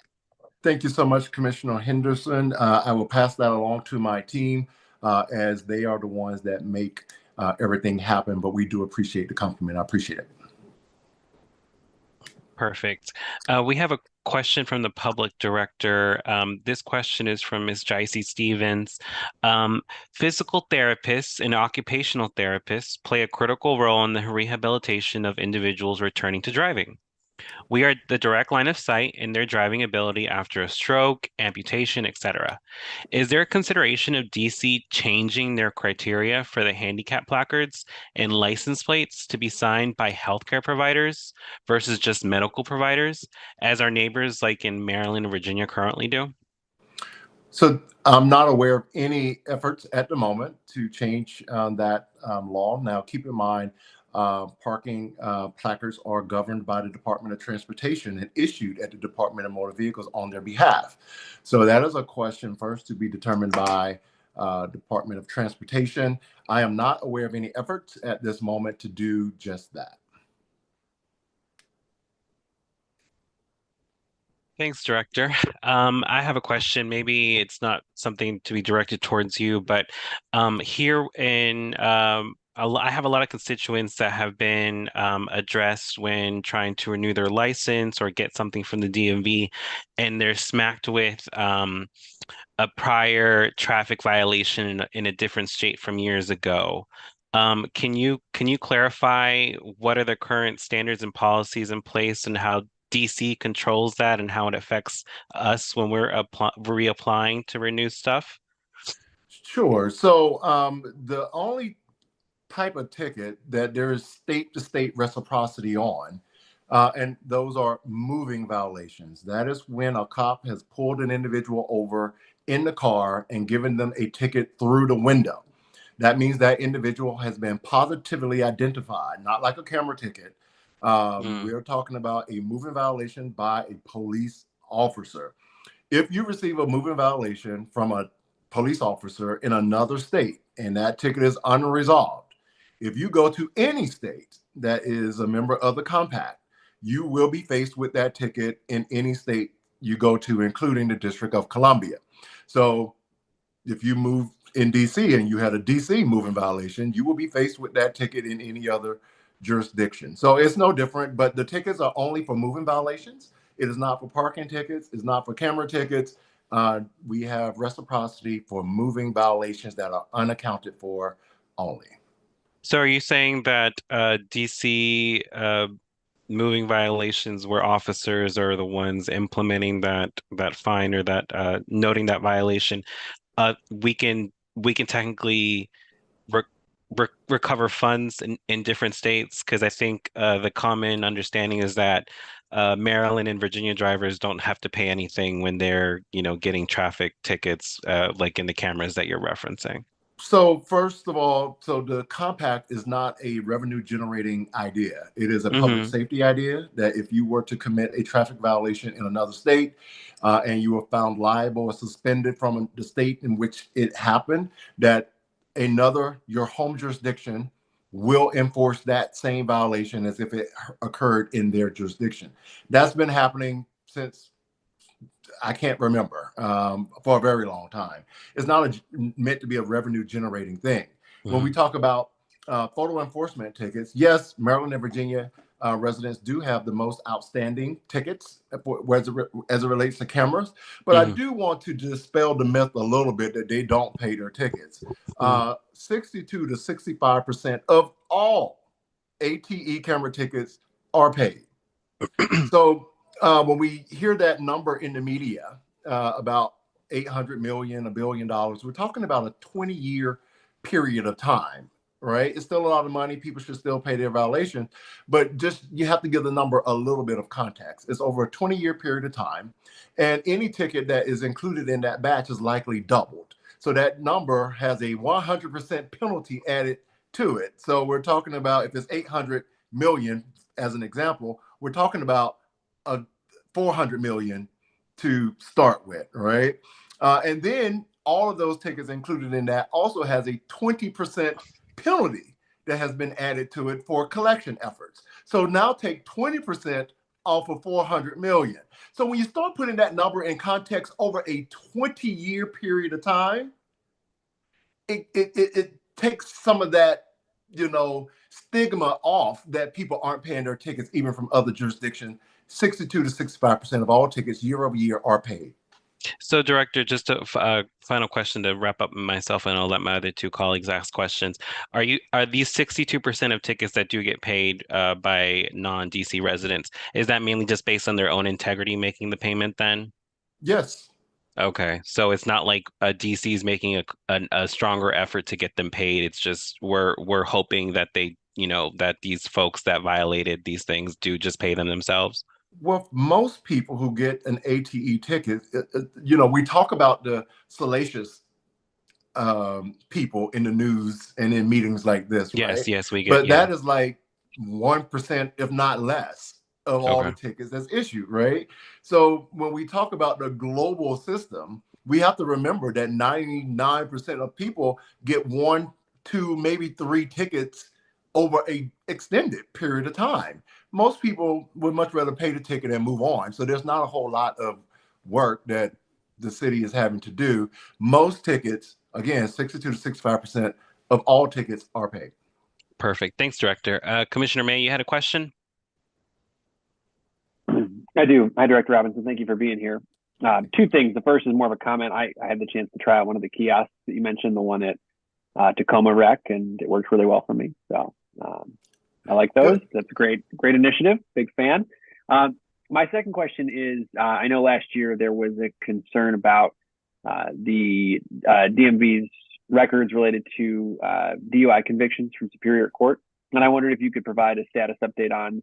I know, correct me if I've got this wrong, but I believe you all were working on reviewing about 15 years of convictions to make sure that the records were correct, and I wanted to know if you could provide an update on how that project is going. Sure. So you're speaking of the incident where there was some communication issues between DC DMV and Superior Court, which is where we received DC convictions for people who have committed a violation, DUI, a drug offense while driving in the District of Columbia, those convictions coming from Superior Court. Now, that is where the communication failed for a period of time. But keep in mind, we received convictions from a number of other places. So we're talking about one source having a communication failure, but one source of communication failure is unacceptable and we need to fix it. And that's what we are committed to doing. We are in constant communication with Superior Court to ensure that there were things that needed to be corrected on both sides. So just to be completely honest, this was both agencies needing to do some work to prevent this from happening. But I must admit, both Superior Court and DMV have been committed to resolving the issue. We have resolved the issue in terms of communication, and we are going back in time to just review all of the convictions from Superior Court. I believe you're right when you say 15 years, it may be 10, to just ensure that we have properly notated all convictions from Superior Court on our records. That is still in progress. We're going back quite a distance in time. So, it's, so I don't have a final report on our activity, but it is in progress, that review, but the communication issue has been resolved. Okay, that's great to hear. Do you have a sense at all of how many, as you progress through your review, are you identifying other cases where the communication broke down, or do you have a sense of how frequent that was? I don't have a sense of how frequent, but we were pretty sure based on the communication failure that we did have that there were likely other instances. So I'm sure there were some other instances where we needed to make notation, and we're going back and making all those proper notations. Okay. Thank you. McCullum? Yeah, Director Robinson, thank you so much for being with us tonight. Really, really thankful that you decided to be here. I have just a compliment and also just one question. Out of all of the complaints that I get from constituents, DMV is never on the list. So number one, you all are doing something good. I echo what Commissioner Henderson said. It's a pleasure to actually come into the DMV. And I think that I know that you're giving credit to your team, but I do understand that leadership is also a driving force of that. So I want to commend you on being an outstanding director there at DMV. Thank you so much. Thank you. I did have one constituent that have asked, they note that there's random times when there's amnesty days in the city. And so they wanted to know, like, if there will be amnesty days coming in the future here in the city, or is that just a one-time thing or a couple of times thing that the mayor decides to do that? Sure. So amnesty is not frequent and is not something that happens often at all. In fact, when I first started at the DMV 19 years ago, literally amnesty happened about every 10 years, right? And the notion is you can't do amnesty too much, otherwise people would just wait for amnesty as opposed to paying the ticket in the first place. So there are no plans that I'm aware of at the moment for amnesty, and but of course, if that changes, we will be more than happy to let the public know. Well, I just want to say thank you so much. Doing a good job. Keep it up, and hopefully you'll come back again and visit with us. Absolutely. Anytime you invite me, I'll be here. Thank you.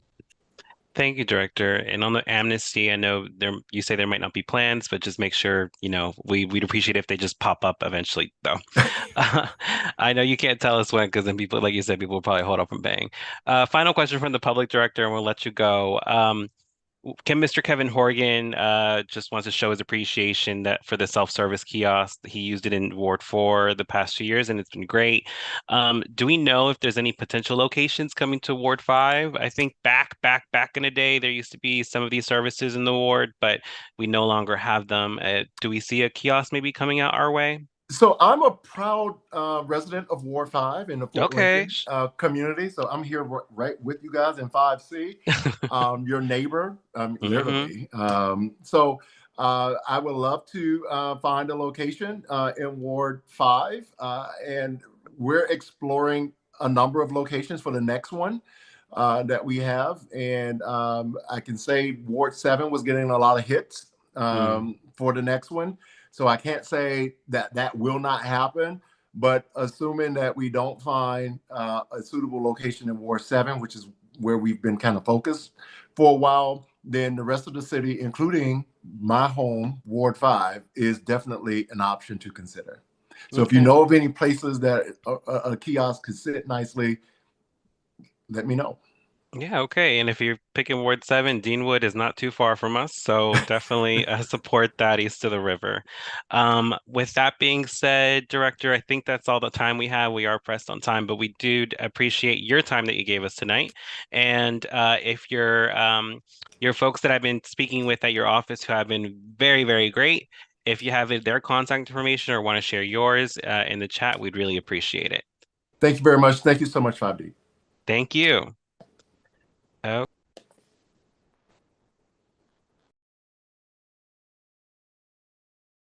Let me just change this up a little bit.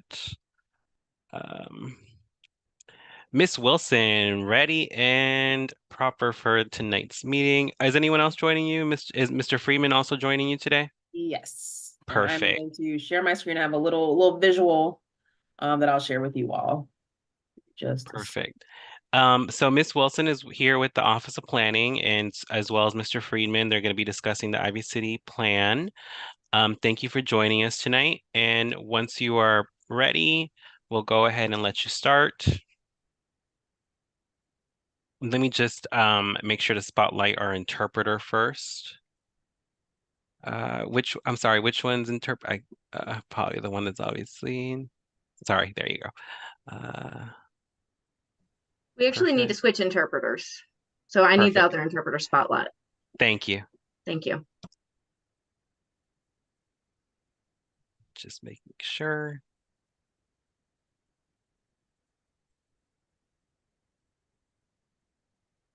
Okay, whenever y'all ready.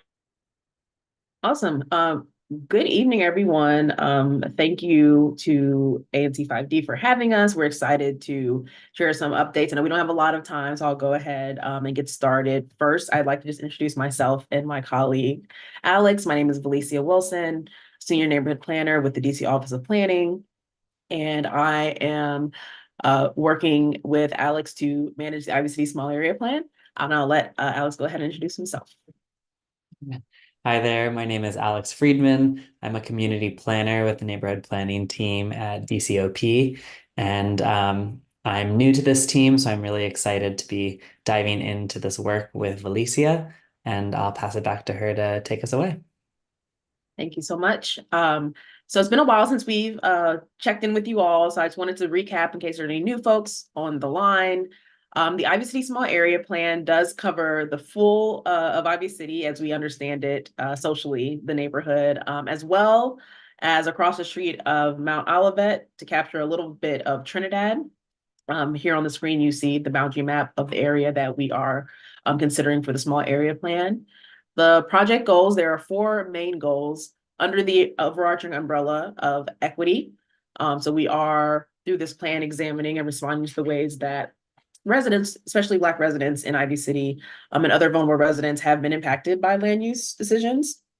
And the purpose of this plan is to set up a framework for improved quality of life as the community continues to change. Our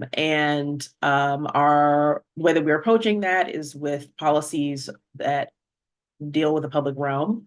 And so that looks like creating guidelines and a framework for active streets, public space, open spaces. We are also focusing on urban design. And so this includes urban design guidelines to improve the pedestrian experience and street frontage throughout the site. And also we're looking at better integrating the new development that does come into the community, into the neighborhood. We understand there are some there's some eyesores in the community, and so it's important that to us that any new development does reflect the character of the existing neighborhood. Our third focus is housing. So we are looking at options to mitigate displacement. That is a huge concern for residents and for our office. And also we are looking to frame recommendations around improved quality of housing and affordability. The last piece is health and resiliency. We are working to develop a health evaluation tool for our recommendations. And so this piece is really integrated throughout the other goals as well as equity.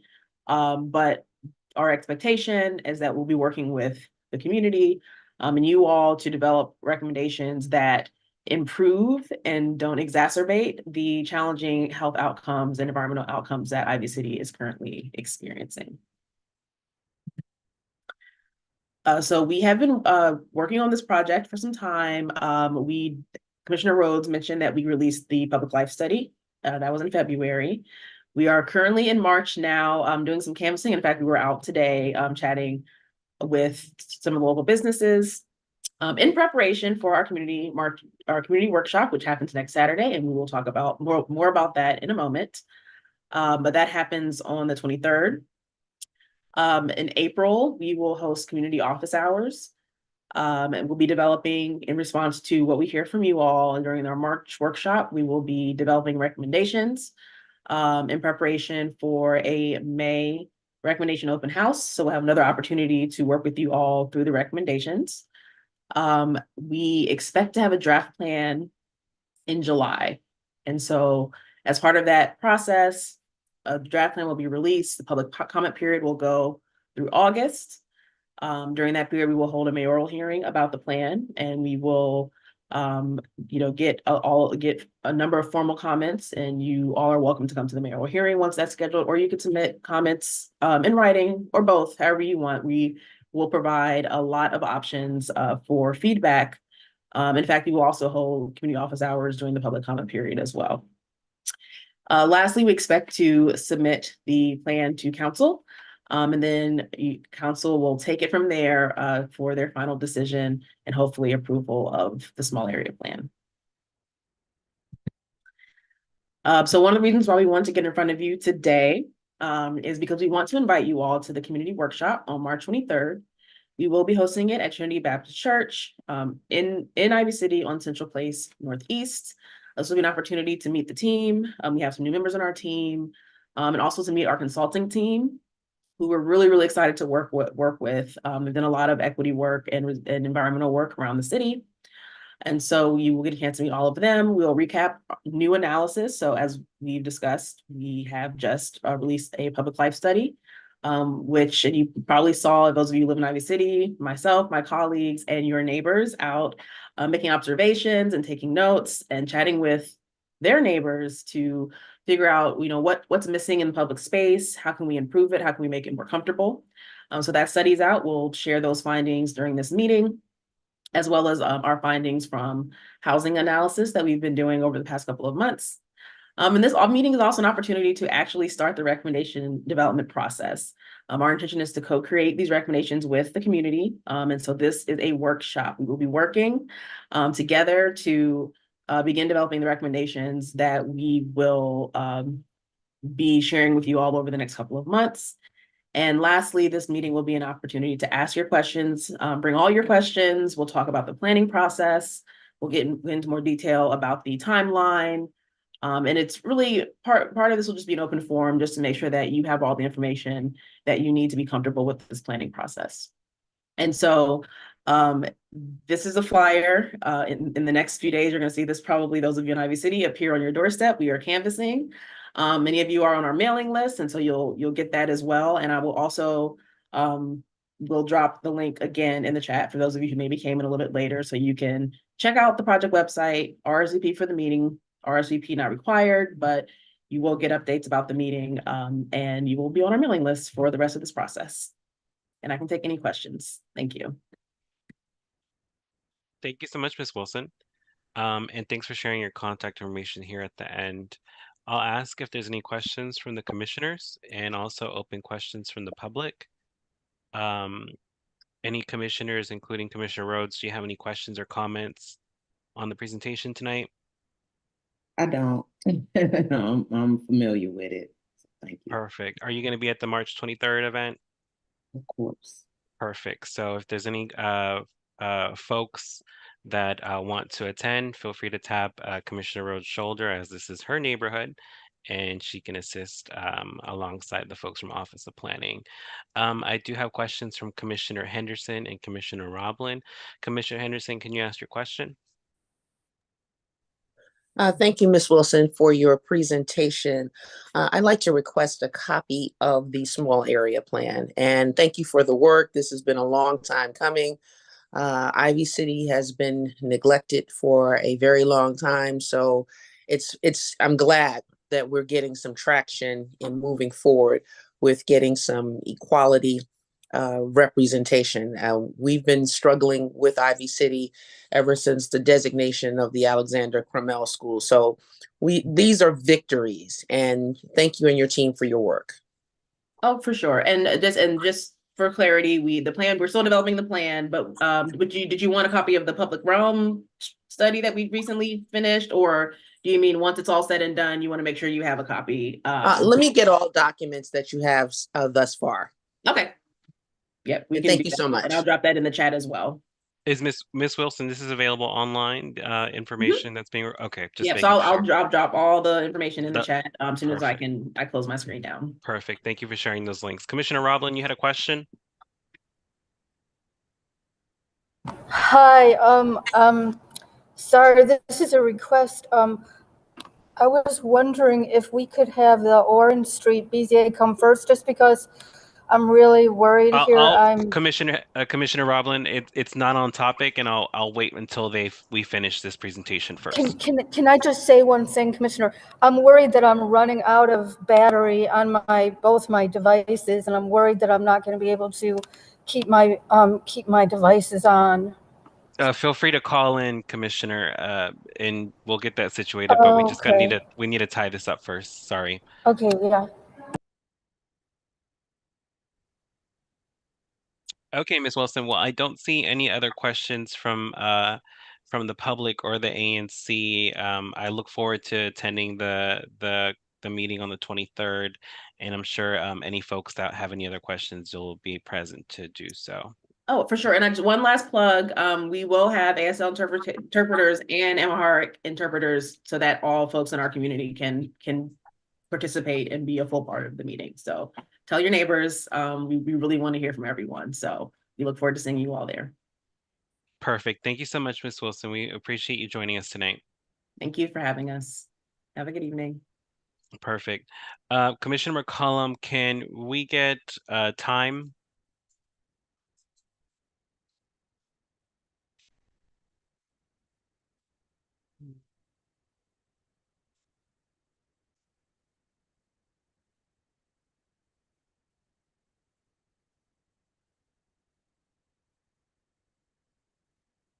Commissioner McCollum might have left,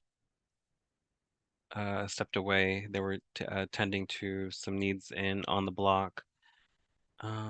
Sorry.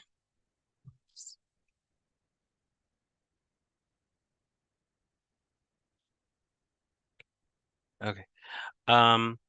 There was a request made by Commissioner Roblin to move forward with a BZA matter. We're not on voting action items yet. We have the consent calendar to vote on.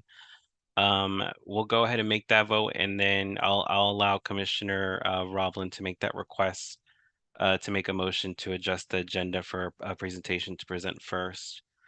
With that being said, if you look at the agenda, we are about 30 minutes or so past time. We have consent calendar items. We had 3 items on the consent calendar with Commissioner Henderson not giving consent on the proposal for the trash committee, so we're moving that to a voting action item. But we do have the two items that were there for the resolution on utility disconnections and the resolution on the H Street Northeast Bus Priority Project. One presented by Commissioner Rhodes, another presented by Commissioner May. With that being said, I move that we approve the consent calendar items, the two consent calendar items as approved on tonight's agenda at the beginning of tonight's meeting. Can I get a second on this motion? Second. Second by Commissioner May. All in favor of approving the consent calendar items, say aye. Aye. Aye. Aye. Nay. Okay, Hector. Opposed. Sorry. Was that an I aye, have to deal with something. Commissioner Arbuckle? Abstain. You're abstaining? Sorry, I didn't hear what it was. I'm trying to deal with stuff. I'm trying to deal with stuff relating to the zoning matter later today. Sorry. No, understood. We're voting on the consent calendar items, the resolution on disconnection of utilities and the support for the H Street Northeast Bus Priority Project. I say yes, I approve. Sorry. Okay, so Commissioner Calm stepped away, but Commissioner Cobb, can I ask if I'm sorry, Commissioner May, can I ask if you just take the vote one more time, note the vote. Again, the motion was approving the consent calendar item for the two items as approved at the beginning of tonight's meeting. Those in favor say aye. Aye. Aye. Aye. Okay, and those opposed say nay. Opposed. And abstentions? Okay, the ayes have it. Those two consent calendar items are approved. Thank you, commissioners. Commissioner Roblin, do you want to make your motion to adjust the meeting agenda, tonight's meeting agenda or is she gone? Oh, she's still there. I think she's frozen. Commissioner Roblin, are you still there? Yeah, I did not record a vote for her on the last item. It was only 6 people voting.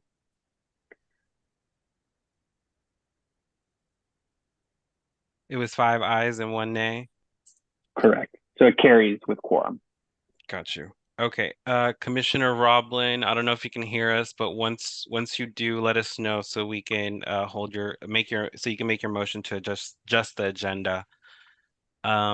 With that being said, as Commissioner Roblin's getting situated, we'll move forward with the agenda. And we'll actually start with the proposal of the trash committee purchase that was moved to a voting action item. Yes, we'll go ahead and start with that because that's old business. That was proposed a few times in previous ANC meetings. Okay. Since Commissioner Roblin's not here to discuss the proposal of the trash committee purchase, I'll be happy to open the link that's available on the agenda and share it with the public as we discuss this. Can someone confirm that they can view the proposal? I can see it. Perfect. Thank you, Commissioner May. This proposal was shared in advance of tonight's meeting.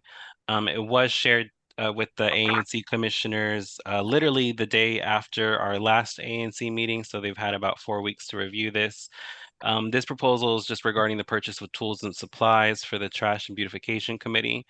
And it included 2 attachments, one confirming that the OANC did clarify that we can make this purchase since these services are not available year-round to the community, as well as a breakdown of what exactly we were looking to purchase, since we couldn't ask for any donations or any type of solicitation since we're ANC commissioners. Something to note for the community, just so there's clarification on how this will work.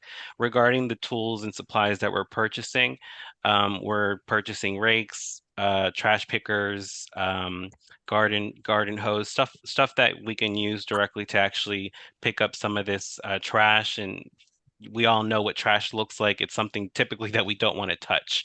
So we're purchasing items to help assist in collecting trash, as well as trash bags, excuse me, a specific amount of boxes are going to be available for every single member district. And the attachment for in the proposal is actually a breakdown of what how we'll keep log of the trash. I'm sorry, the trash collection items, the trash tools, I guess you could say. And because I think that was a concern regarding folks in terms of us spending ANC money, in terms of how we're going to be able to take care of this stuff or not wasting our money. So we'll be logging who is taking out tools. Can you see this checkout log? Yeah. Perfect. So what we'll be doing is just collecting the name of the resident that wants to use the tools. These will be available within our community room. These will be stored in our community room at Union Market on 371 Moore Street Northeast. And any resident of 5D can request these through their ANC commissioner or Commissioner Roblin as our chair for this committee. We'll just be asking for the name, phone number, and you have two options for deposit. You can pay $20 and get that back once all the tools are returned, or you can give us a photocopy of your ID and we'll store that information and dispose of it once the items are returned. So we'll have just a check-in of when you grab the items and when you checked out with the items and his signature, just to make sure that that was done properly. I'm sorry, so that was regarding how the deposit, how the collection, how you can grab one. And again, these are all available. All these tools will be available to ANC 5D residents. With that being said, I'll put a motion on the floor and open it to discussion if needed for this proposal. So I move that we approve on this proposal of purchase of equipment for the Trash and Beautification Committee of ANC 5D, the total purchase being $941. Can I get a second on this motion? Second. Second by Commissioner Rhodes. Is there any needed discussion on this item? I have a question for discussion. Discussion 910. Go ahead. So I saw the letter from the ANC that they were a bit concerned about the office of the ANC seemed a little bit concerned about doing it at the time that it would be done at the same time as the Helping Hands program. Like is that all right? Yeah. Or did they not seem to get worried about I mean they didn't seem to say anything about it afterwards, so Well, that's what the original question that Commissioner Roblin sent to the OANC.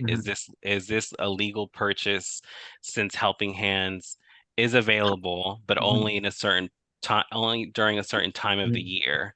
And as we found out today, for example, there's only certain services that DPW provides during a certain time of the year, such as street sweeping, alley cleaning, leaf collection. There's the Department of Public Works only provides certain services to residents. So what this proposal, after Commissioner Roblin did her due diligence to contact OANC to make sure that this was legal, this proposal is just opening up these resources all year round, not just in the spring, not just in the summer.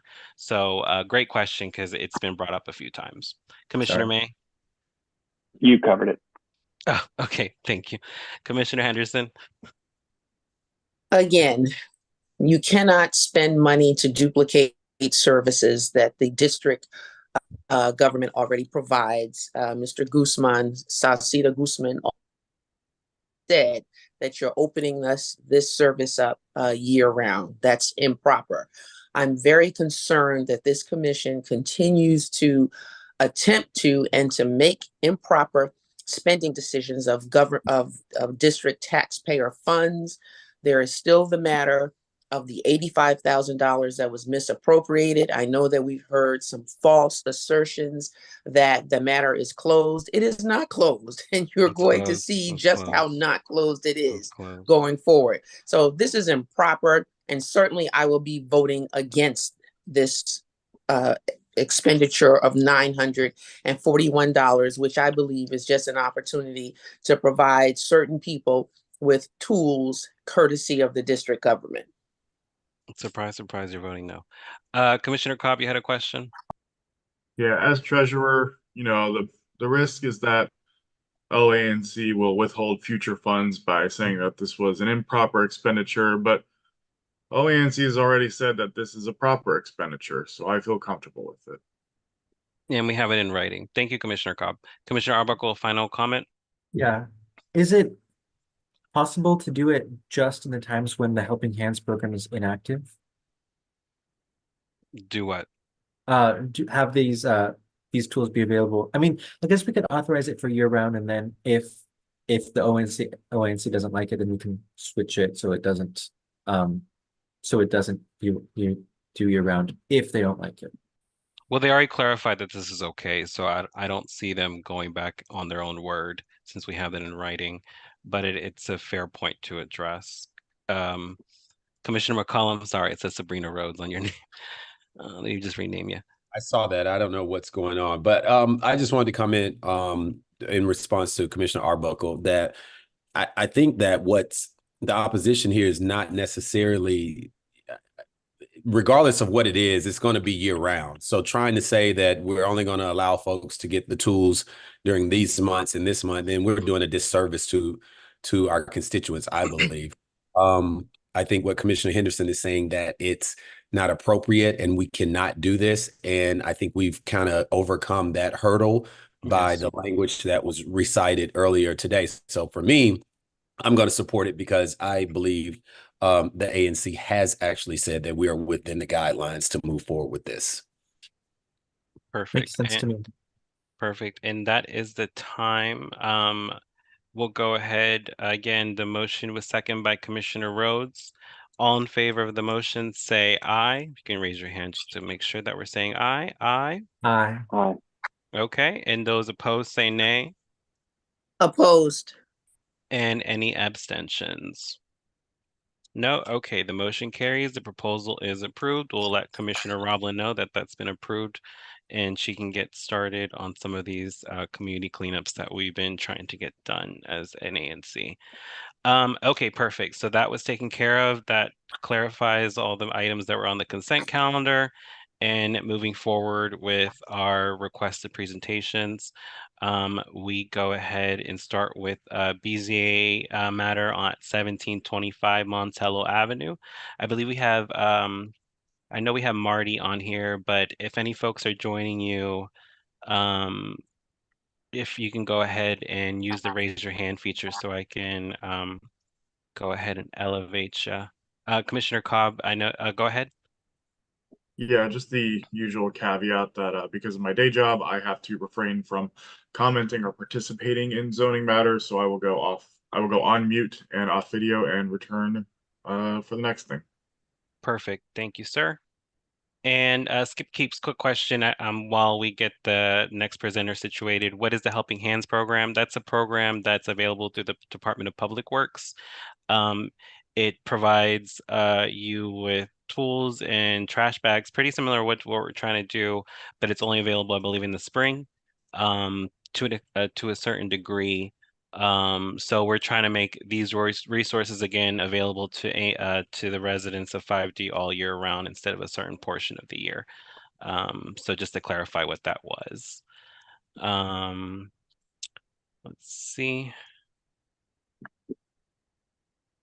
Commissioner Roblin, I think that's you, and I'm trying to promote you to panelist. You just need to approve there we go. Okay, perfect. So we have a few more matters left. Time is 9:16. We are about 26 minutes behind schedule. So I apologize that we're running behind. So for our presenters, if you can make your presentations as concise as possible so we can ask any questions, and we'll go ahead and start from there. Mr. Sullivan, is someone else joining you today? Yeah, yes. Hi, Chairman. Boyan Piowski. Okay, perfect. I And see that they're available. Aye. Okay, the time is 9:17. You can go ahead and take the wheel as you can.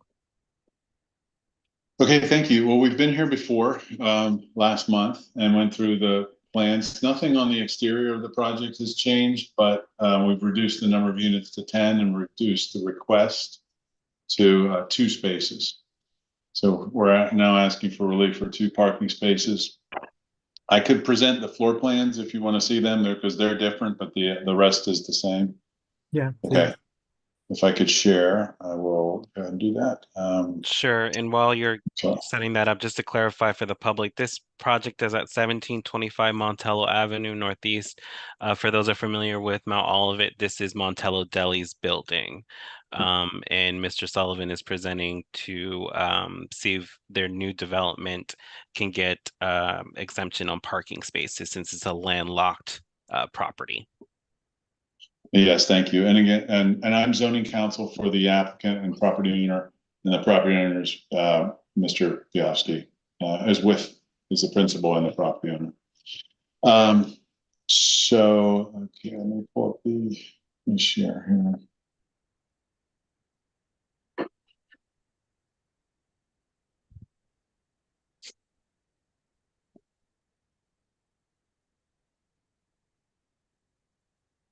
Okay, so these are the plans. If you'd like, would you like me to go through the plans again, or just the updated floor plans? Just a brief review of the plans and more detail on the updated ones. Thank you. Okay, I'll run through these real quick, and then Boyan, just jump in if you have anything to say. These are the renderings showing the proposed building. There is, you can see from here, if I can zoom in.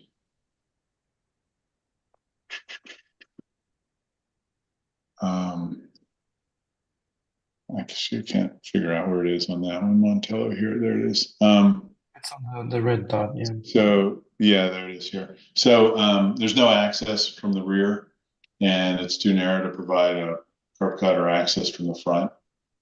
And so that's why we're asking for the parking relief. And I will scale back now if I can. Okay.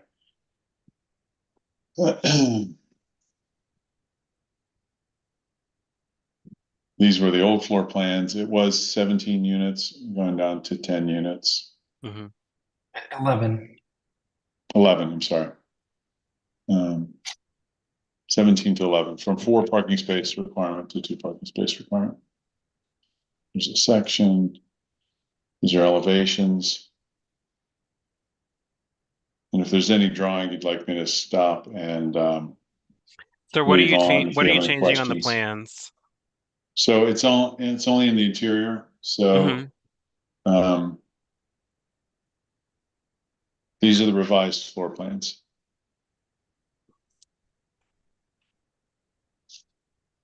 So it's just going from 17 units to 11 units. Marty, maybe you could tell us a little bit about the units. I think last time what I wrote down was that you had 9 1-bedroom and 8 2-bedroom. So if it's gone from 17 to 10, I assume they're larger units. Maybe you could tell us a bit about that. I'm sorry, 11. Yeah, the 11. Yeah, they're larger units, so we ended up basically combining some of the units, so resulted in bigger units with more bedrooms, and so I guess more kind of like family style, I guess, and that obviously reduced the parking requirement, I guess, to help with this process. So essentially, we had, if you look at the floor plate, even on the first floor, maybe the second floor is more representative, where we had 2 1-bedroom units, one facing, let's say, the front, one facing the courtyard.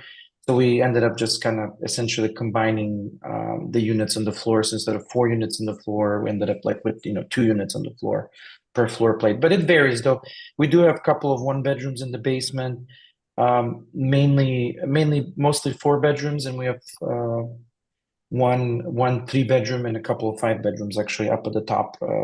Those are the largest units. So that's the range, and I believe we don't have any 2 beds. It's so it's 1, 2, 1, 3, 4, and 5. 1, 3, 4, and 5. That's a lot. In terms of I guess you retain the same amount of space for the real estate here, but just less units. And now you're requesting instead of 4 parking spaces, 2. Simple question. Sir, did you make an attempt to find a resolution to this landlocked issue? Because right now, that property does get rear access, rear collection of trash.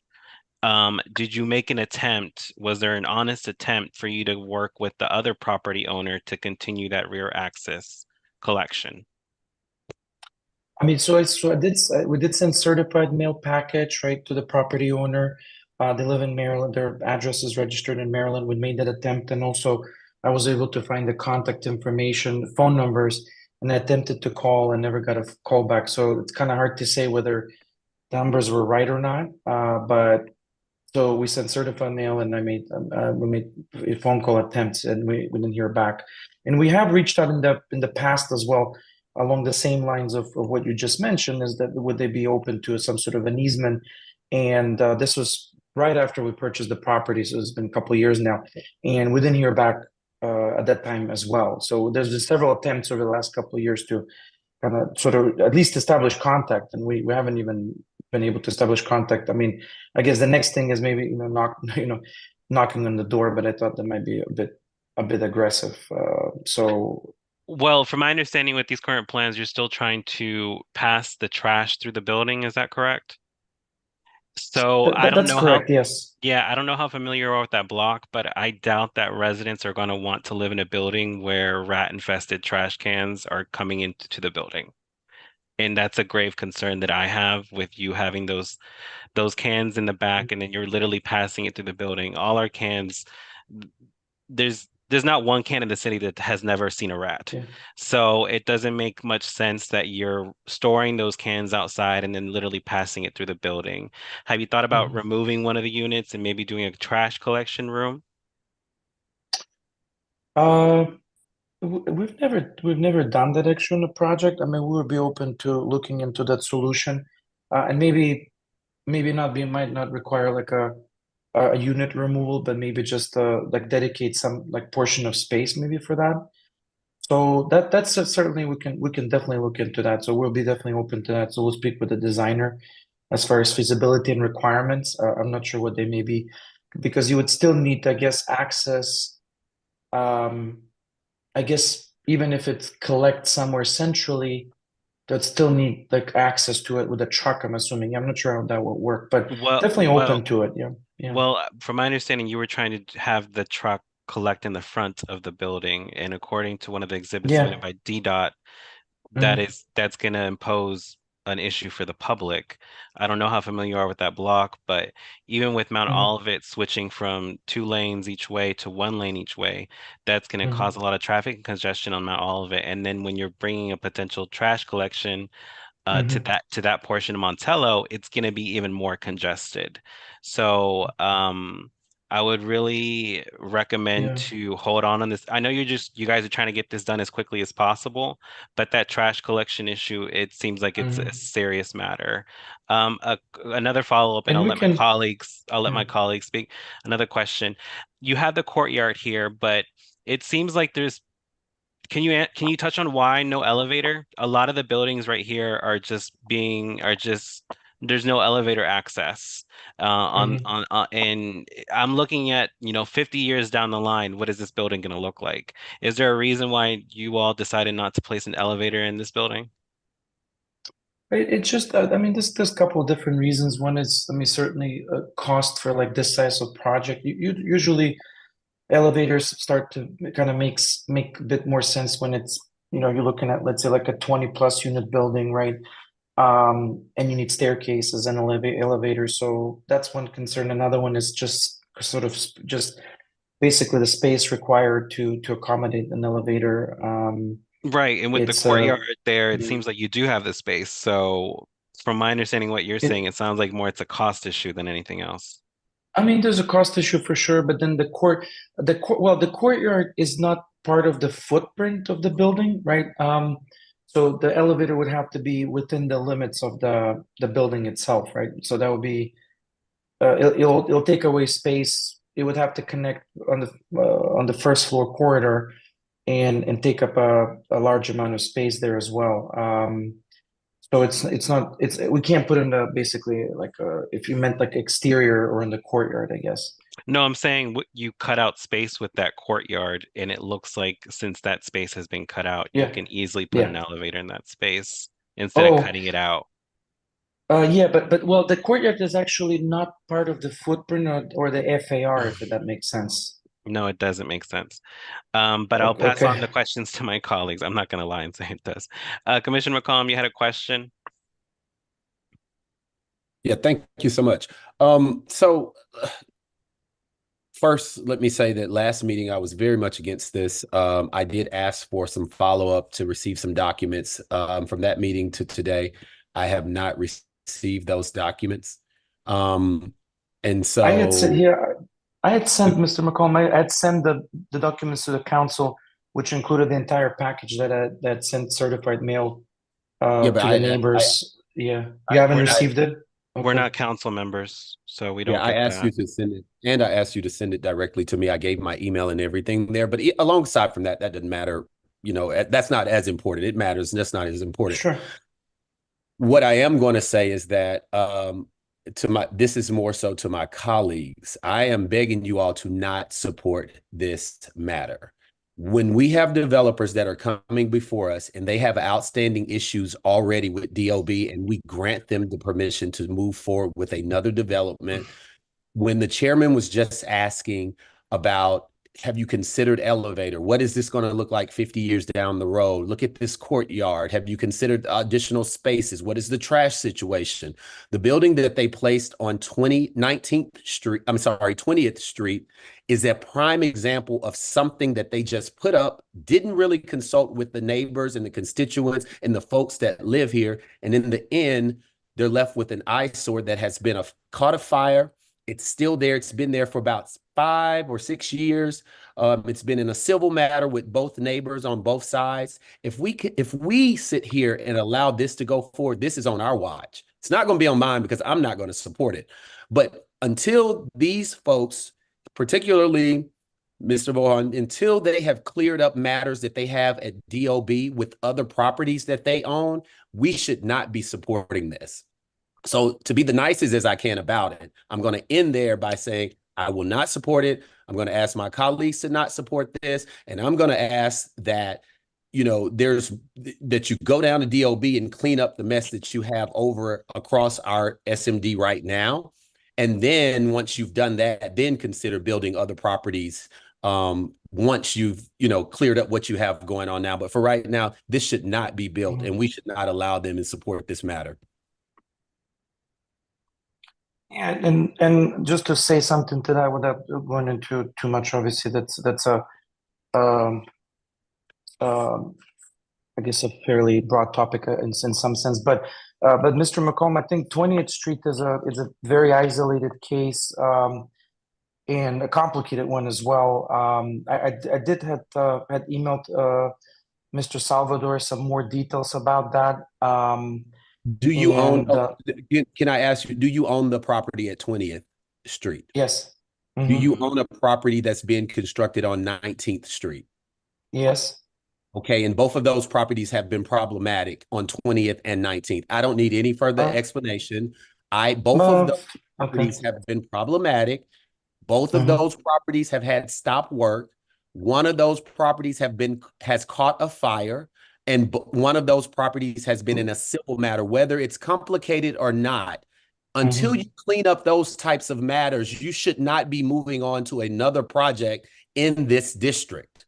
And I wouldn't even want to do that if I was a business owner, but it just seems like you're notoriously moving throughout the city, and the hopes and the aim is just to wherever we can find a building and we can construct whatever type of project we can and make quick dollars. Let's do it. Don't worry about the community and move on.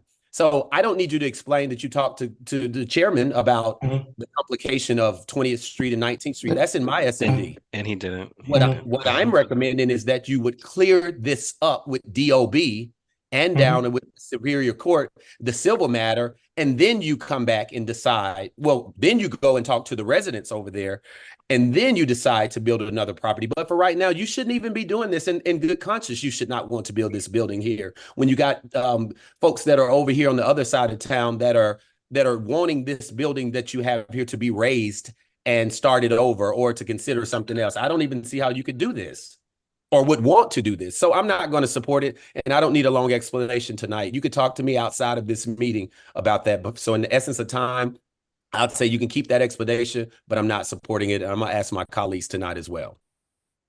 Thank you, Commissioner McCollum. We have to move to my other colleagues to ask questions. Commissioner Henderson, comment or question on this project? Good evening, Mr. Payofsky and Mr. Sullivan. Thank you for your presentation. Just have a couple of questions. You reduced the units from 17 to 11. And can you just give a bit of discussion? Well, first, let me just say this.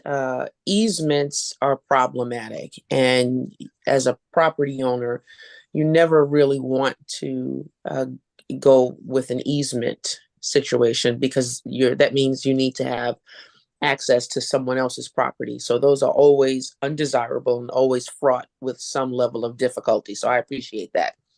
If you could just discuss the configuration of the units, because certainly there is a need for larger units, but how did you come up with the particular number that you have of one unit, one unit, 2-bedroom, one unit, I think no 2 bedrooms, 3 units, 4 and 5. If you could just briefly discuss that. Thank you. Sure. Thank you, Ms. Anderson. So it was primarily based on not having to sort of going back completely to the drawing board, right? In terms of redesigning the entire building or changing the footprint or the exterior. So essentially we try to minimize the number of units to minimize the parking requirement. That was a concern. I mean, number one, and essentially we wanted to see what we could take per floor plate and combine that make most sense, right? So some of the units are, because the larger units, 1,200 square foot units and up, then it just made more sense to also add bedrooms, right? So we have you can have so many bathrooms and bedrooms and so forth and living space, right, in a unit. Essentially those are the main elements of a unit. So it just, once we combined the units, it kind of landed itself naturally that we would add more bedrooms and so forth. So and the bedrooms are also comfortable sized bedrooms, so we didn't just add bedrooms like closet size space bedrooms. They're 9 by 11, 9 by 10, 10 by 11, 10 by and so forth. So they're good size livable spaces and with large living rooms as well. Thank you. Commissioner. And how many, one more other question. How many floors, can you just remind us how many floors your project is proposed to have? So it's 4 stories, right? So there's a basement level that's mostly below grade, right? And then there's 4 stories above grade, and there's a penthouse level as well. So technically you could say 5 stories, but the penthouse is connected to the 4th story. They're combined, right? So it's the 4th and the penthouse. So technically you could argue it's 4 levels because the last 2 levels are combined. Okay, thank you. Commissioner Arbuckle. Hi, I have a couple questions just about the layout and how they're arranged. So I was curious as to is there what is the reasoning behind having the penthouse level be like part of the bottom units instead of, and is there any way for there to be, for example, like access from the other units into the rooftop? It's more of a I mean there's fire code and there's construction related rationale behind it, because the construction codes change quite a bit going from 4 stories, right? Because the penthouse is considered a bonus space basically that we essentially pay into with DHCD. And once you go into 5 stories and have basically potentially separate units on the penthouse level, then basically the construction code changes quite a bit, and you're kind of getting into a different kind of territory at that point. So we try to keep it to 4 and then combining it with the penthouse level. Is there any way was there any way to like have an opening from, because I know there's kind of like staircases and they're internal Do staircases. you have like common space? Yeah. Yeah, we could look into that. I think those units are large enough with where we could probably carve out some space. The spaces. So if you look at the view, the 3D view, the very top of the roof, I believe that's not habitable. I have to check with the designer. The habitable spaces are the front and the back deck spaces, and that those are accessible to the units, but there may be an opportunity to carve out some of the deck space for a common space. So we'll certainly be open to that and revising the plans if it's possible. But that's only the decking areas that you see front and back, kind of off the penthouse level, and not what's basically up on the penthouse level, because that's reserved for mechanical space, right? So so that space, it looks like a lot of space, right? But it's not habitable. It's only the space in the front and the back, like the decking space, basically off the penthouse spaces. If that makes sense. That makes sense. Okay, with that being said, it sounds like there's some requested uh updated plans to this project that we would like to see from you. Being that in all honesty and respect, being that we didn't get some of the items that we requested at the last meeting, I think it's fair to make a simple request to Marty, if y'all can maybe postpone this with the BZA so we can find resolution. I think the commission can find resolution on getting this project approved, but it seems like there's probably just a little bit more time needed to do so. Is that something y'all are open to, or because if not, we can just take a vote and follow up with how the commission decides tonight. Boyan, I won't speak for Boyan, but I think you are open to that. Is that Yeah, correct? we're open to that. Yeah, Mario, I was gonna let you speak, but yeah, we're definitely open to that. Yeah. Okay. Okay. And if we could get clear on what's Yes, requested, I'll make sure that we, So do a so better we job of getting that to you. yeah, so we have our next zoning meeting this week, but I doubt that's enough time for y'all to give us a turnaround on anything. But we would invite you to join it if you have questions on the follow-up email that I'll ask our zoning chair, Commissioner Arbuckle, to send out tonight or tomorrow. That way, if you have any questions or clarifications on what we're looking for, you can ask that at the zoning committee meeting on Thursday. And then we'd love to have you at the April meeting with something a little more refined, especially if you can give us maybe just give us a more clear breakdown of what the rooms look like.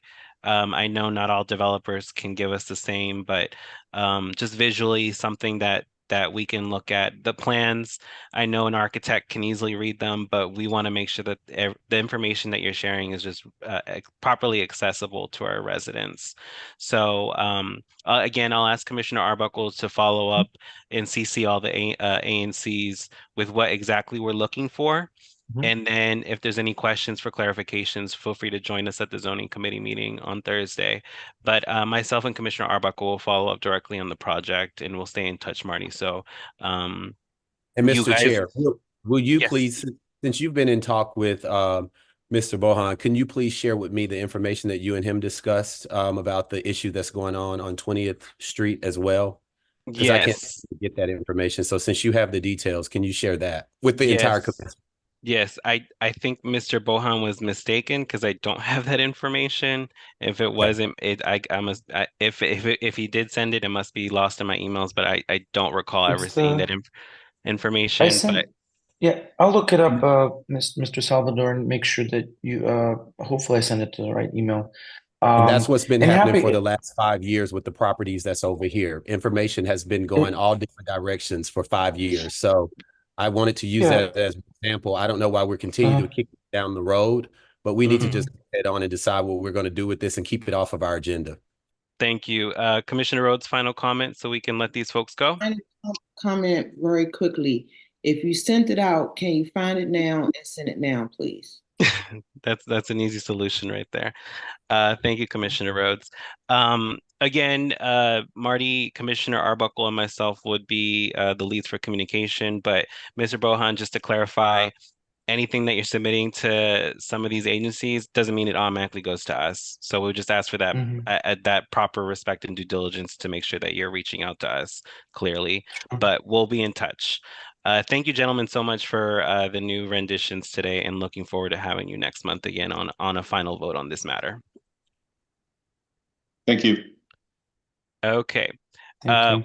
Thank you. Okay, I'm gonna ask folks from Eden's, and I think Minetta Tavern are not here, so I'll ask Commissioner Arbuckle to speak on that. But folks from Eden's, if you can raise your hand so we can promote you to panelists, that would be highly appreciated. Commissioner McComb, can you promote them? I'm just gonna update the presenters right now. No problem. I got it. Thank you, sir. And update the interpreter, correct? Switch the interpreter or keep the same interpreters? I don't have permissions. No, I'm asking the interpreter, sorry. So No, I don't have permissions to elevate. we're gonna switch in like 2 minutes, so keep us for right now. Sorry, okay. I know it's confusing.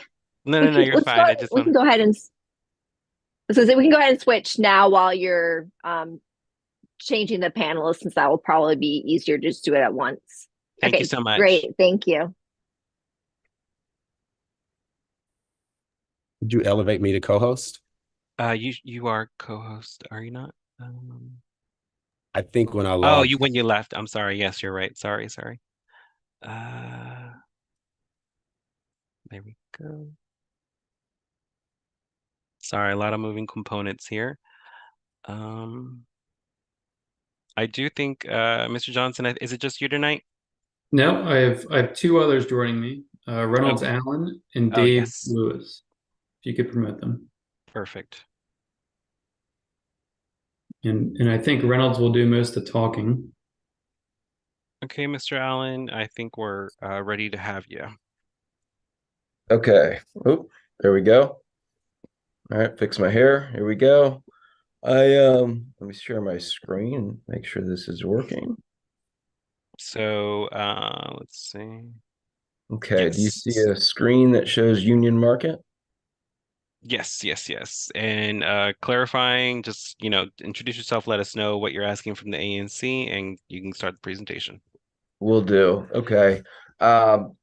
Thank you all for giving us time again on your agenda this evening. Sorry that we actually have to come back and take more time on your agenda, as we've been through this project previously. My name is Reynolds Allen, Managing Director with Eden's. Joining me today is Grant Johnson, who you saw on the screen previously, as well as David Lewis with Goulston and Stores, our zoning council. So we're here today to update you on the hotel project at 1271 5th Street Northeast that we previously presented, as there have been some changes to the zoning regulations that affected the entitlement route that we've been previously pursuing. This causes excuse me, this causes us to approach this just a little bit differently from an approval standpoint, so we're here to share that with you today.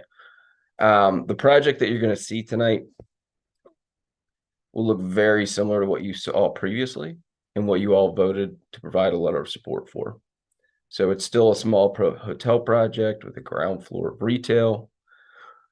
Goodness, apologies, everybody. We've got terrible allergies today. Ground floor retail. That retail we really see as an open space for the community, from early in the morning coffee and meetings throughout the day, late into the evenings as well. It's really a place that's meant to be open and inviting, and not just a hotel lobby.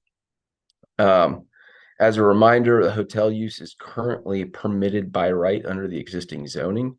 It was not the hotel use that we needed approvals for previously, nor do we need the approvals for now.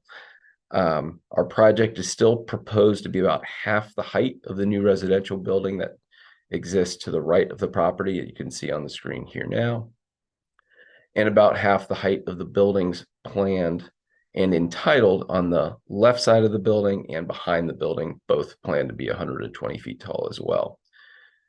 So the only difference you'll see from the last time is, instead of our building being 50 feet tall, it's 70 feet tall. Again, still much smaller than the surrounding 120-foot buildings. We are not looking to maximize the height of the building on this parcel. We want this hotel to stay small, so still right around 100 rooms, potentially up to 125 rooms. Excuse me, the prior plan that we discussed with you required us to obtain 5 special exceptions from the Board of Zoning Adjustment, and I'll touch on those in a moment to refresh your memories. The current plan requires 4 special exceptions and now a map amendment, and which I'll also explain what that means here in just a minute. So, as mentioned, we previously presented this project to this full ANC on September 18th, where the project was voted on and received a letter of support for us to provide with our BZA application in favor of those 5 special exceptions requested. After that, we were notified by the Office of Planning, who has been expressing their support from the beginning for this project, that some revisions to the overall DC zoning regulations had been made, and one of those changes happened to impact our project. It wasn't intentional, it was just coincidental. The zoning regulation language affects one of those 5 special exceptions we were pursuing. However, even though just that one thing, we had to go back to the drawing board and work with the Office of Planning to come up with a best path forward to determine how to make this project still be a reality. So what the Office of Planning recommended we pursue is what's called a map amendment for that one area. It would address the one main aspect of the project that was no longer a special exception, but considered a variance. And we continue going to the Board of Zoning Adjustment for the other components that this ANC provided the letter of support for last year. So, based on this direction from the Office of Planning, we're pursuing 2 things at the same time. The Board of Zoning Adjustment for special exceptions, ones that you've previously approved, and we'll hit those in a second, and the map amendment through the Zoning Commission. So we're here to ask for a letter of support on both items. I'll just kind of quickly flip through this, the project, just to refresh everybody's memory, but I'm not planning to stop long on anything. If you do have questions, please let me know, but I'll try to get to the punchline here fairly quickly. So the project is what you see here, this white building. In the middle, on the right is an existing building, 120 feet tall. On the left is a planned building, 120 feet tall, which is on Gaudette's parking lot. And behind it, which you can't see in this, is another portion of that Gaudette property, 120-foot tall building. This is a zoning map, which just shows that the areas, our property being this pink one here, 1271 5th Street, and all the properties in this particular area have been rezoned to high density, typically 120-foot tall buildings, including the surrounding properties that we just discussed, which you see pictures of on the right here. Just some current conditions of the property. Our building is the yellow CMU block building. It was a vacant building when we purchased it, and we have currently put a gym into that space. But what you see at the top left is that the existing building next door, note that it has no windows on the side. That is built specifically with the anticipation of us building our building alongside that building. Therefore, there would be no windows. The windows that they did decide to construct at the top are what we would call at-risk windows. They built those knowing that at some point those could go away. However, based on our current plans, the adjacent property owner is quite happy with our building being shorter, therefore leaving a lot of space and air and light to their building as well as the other buildings planned. Again, just helping you orient you a little bit where this property sits and the massing of it. This is just a shot of the Florida Avenue Market Small Area Plan, which is the guiding document for the Union Market District. Our property is in what's called the medium high density area. The small area plan called out for it to be by matter of right, 70 feet tall with a 5.0 FAR, which is exactly what we're proposing here. We're not going for a PUD up to 120 feet of height as is shown on the far right side of that chart. This is DC Comprehensive Plan, the future land use map called the Flume, which was approved in 2020. This also is very much shows in line with what we're proposing to do here with the density, and actually probably slightly less than. The existing zone is a PDR1 zone. Our proposed zone is MU8B. This is what that changes. I'll get into a little bit more detail here in a second, but just to give you a high level, the use, as I said, is already permitted by right. It's really just about the FAR and the height. And that's really related to the zoning reg change and changing from this being a special exception previously. Building section. So again, it's about 7 stories above ground floor retail. This is a ground floor plan. What I want to point out here is that you'll see that we've pulled our property back 15 feet from our property line at the front to create an open outdoor area. And also we're setting back about 10 feet from the property line here. What you see is a private alley, which is a fully recorded easement with ourselves, Gallaudet University, JBG Smith, and LCOR, and to be able to provide loading and all services to the back of the building through a single curb cut for all 3 of those developments.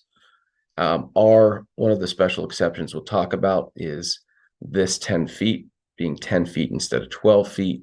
However, what's important to note is that in our recorded easement agreement with Gallaudet, JBG, and LCOR, 10 feet is what's designated on our property, and at least 20 feet is designated on the adjacent property, therefore making the setback requirement much more than the minimum amount combined. This is a typical hotel floor plate, top level floor plate. An idea just to give you how it fits within the massing. This building on the right is the existing building.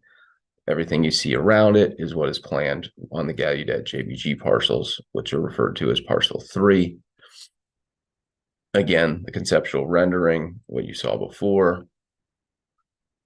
And then just here, this shows you a little bit about that easement that I was talking about. This is Moore Street, which is down here, and how it comes through for loading access through the back. This is the letter of support that you all provided us with last time. You approved it in the September meeting, and don't worry about trying to read it. It's tiny. So what we've got here is just showing you what we're asking for and what was previously approved and what's different. So this is the punchline I'm trying to get to. So as mentioned, what we're looking for is 2 letters of support we're requesting. We've provided copies of those letters of support. And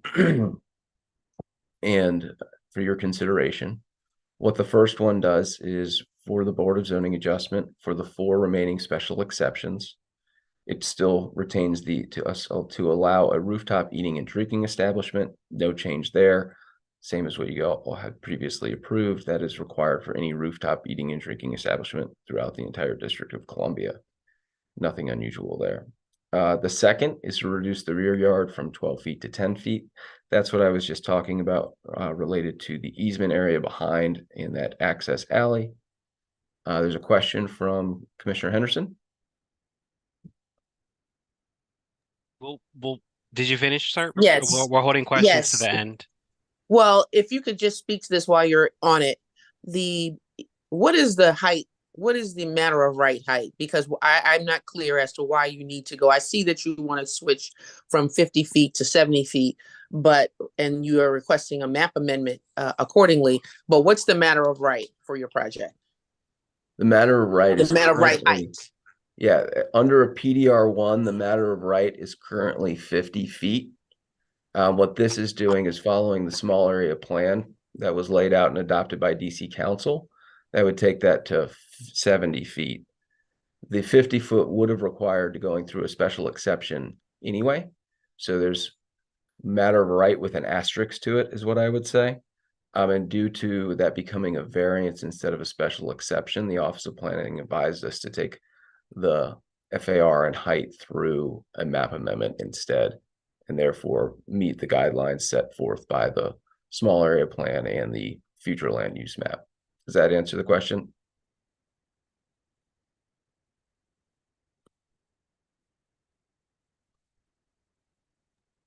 Yes, thank you. I'll reserve my other questions during the general comment period, but thank you for your response.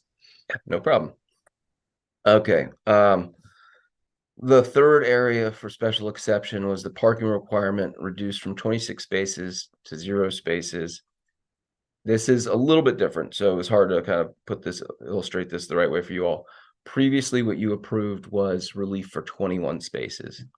Due to the building being 20 feet taller, it increases the requirement per code from 21 to 26.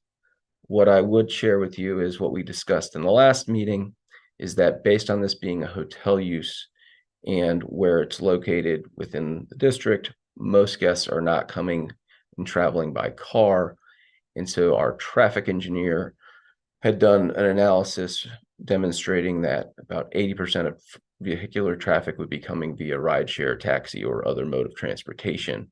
And so the thought being that even though it was code would typically require or designate 21 spaces for this particular use in this particular location, that was significantly less. And then there was a question last time around parking that was available, which we discussed and shared this plan here, which is related to the overall Union Market District parking strategy. There's lots of areas within the Union Market District that are designated historic or small parcels of land that have no ability to park themselves. And therefore, years ago, we went through a significant planning process with DDOT, DEMPED, various agencies to try to figure out the best way to handle that for the overall district. And that is the plan that you see here. So larger parcels of land are actually building much more parking than is required for their particular projects in order to help provide supply to the other parcels, this being one of those parcels.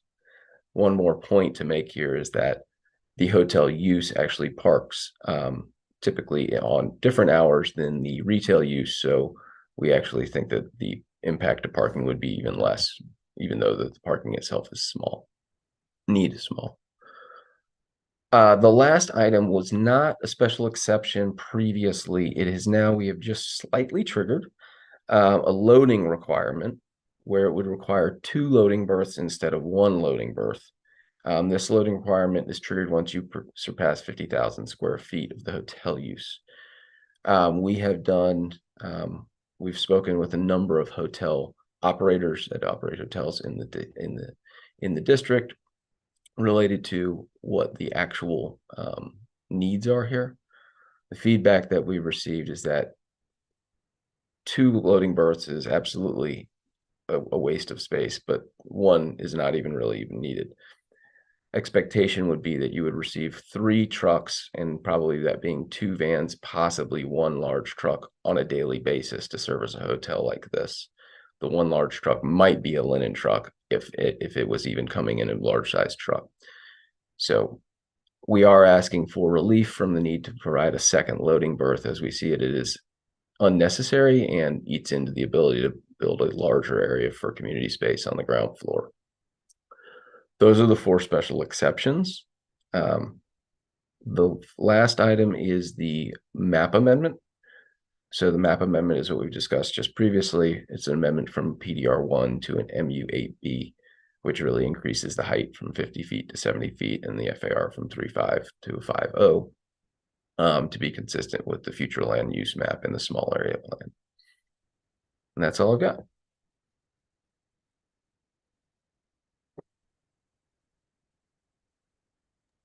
Thank you, sir. I'll ask if the public has any questions to use the Q&A feature, as well as raise your hand function for our ANC commissioners and our senior citizens that want to speak directly. It sounds like Commissioner Henderson has questions on the project. Yes, I want to go back to the map amendment. So are you singularly restricted to the PDR1 classification? Because the surrounding buildings are taller. So why do you need to apply for a map amendment and request the MU8B upzoning? And did the previous buildings similarly request the MU8B upzoning? That's question 1. And 2, can you discuss briefly why the Office of Planning has guided you with the need for 2 loading berths? And you just tell me what their thinking is so that I can, I guess, follow up with them accordingly, since you are requesting an exception. Okay. So related to your first question, these properties that you see in orange were previously PDR1. And they have all been rezoned to C3C, which via a PUD process. And so they have actually gone from low, medium density to high density. So all of these properties that you see in orange are zoned to go up to, well, almost every single one of them up to 120 feet in height. So they went through a full rezoning through zoning commission and asked for maximum density. We are not asking for maximum density. We are doing what we think is actually right by this particular property, that we feel like the right use here is something that is a little bit less mass and creates a nice reprieve in the skyscape scrape, as well as along the streetscape. So that's why we're setting the building back about 15 feet and keeping it smaller. We just felt like that. Yeah, I think right that's in a the good heart. idea for your boutique hotel concept. I think is appropriate for the area. The downside is that this is a slippery slope with raising, building height limits. But that's really not your issue. So, but thank you for your responses. And again, would you speak to the loading berth? Why is Office of Planning telling you for a project of this size that you need 2 loading berths? It's not specifically the Office of Planning. That is per zoning code.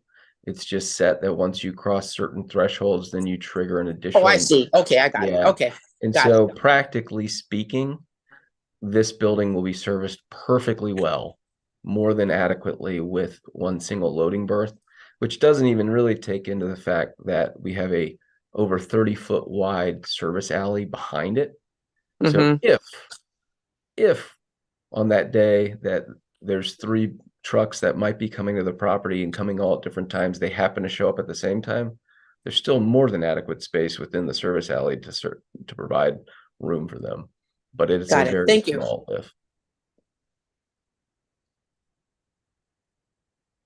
And we have run those by DDOT and gotten a positive response from DDOT on that relief as well. Thank you. Reynolds, I think we lost your screen, unless that was intentional. No, it was not intentional. Let me see. It was on my part because we're lost on time. Sure. So. Oh, okay. Okay, thank you so much. Are there any other questions or comments from the ANC before we go ahead and take a vote on this? We do have a question from the public. Per the UMD hotel building, will there be any form of drive in front of the hotel for hotel visitor unloading, especially per luggage? When I lived in Arlington, a building was built without such drive, and it caused endless trouble to everyone around it because the vehicles were unloading in the street. Yes, we have a traffic management plan, and we do intend that there will be an area for valet and loading, unloading in the parking areas right in front of it. So some of the parking will be actually restricted from parking and will be used for loading activities only. Okay, thank you so much. Any final questions from commissioners? Commissioner Arbuckle, are you still here? Yeah, you are. I'm Do here. you drafted the letter of support. Was there Yes. anything that you needed to update on that letter? So I had drafted just one letter of support, and when I met with Reynolds and Grants, they and showed them that letter. They wanted to do 2 letters, so it's 2 letters of support, one for the map amendment and one for the special exceptions. And I had forgotten to put the loading special exception in the original letter that I had sent, that I had uploaded. Should I show everyone those letters? It's going to be the same that Reynolds the exceptions that Reynolds presented and the stuff that he presented, but I can show them right now if you'd like. Can you clarify the differences? I'm sorry, I was a bit confused. Okay, so basically, the original letter that I sent you, that I sent all the commissioners, that was on the agenda. That was on the agenda. The original letter that was on the agenda.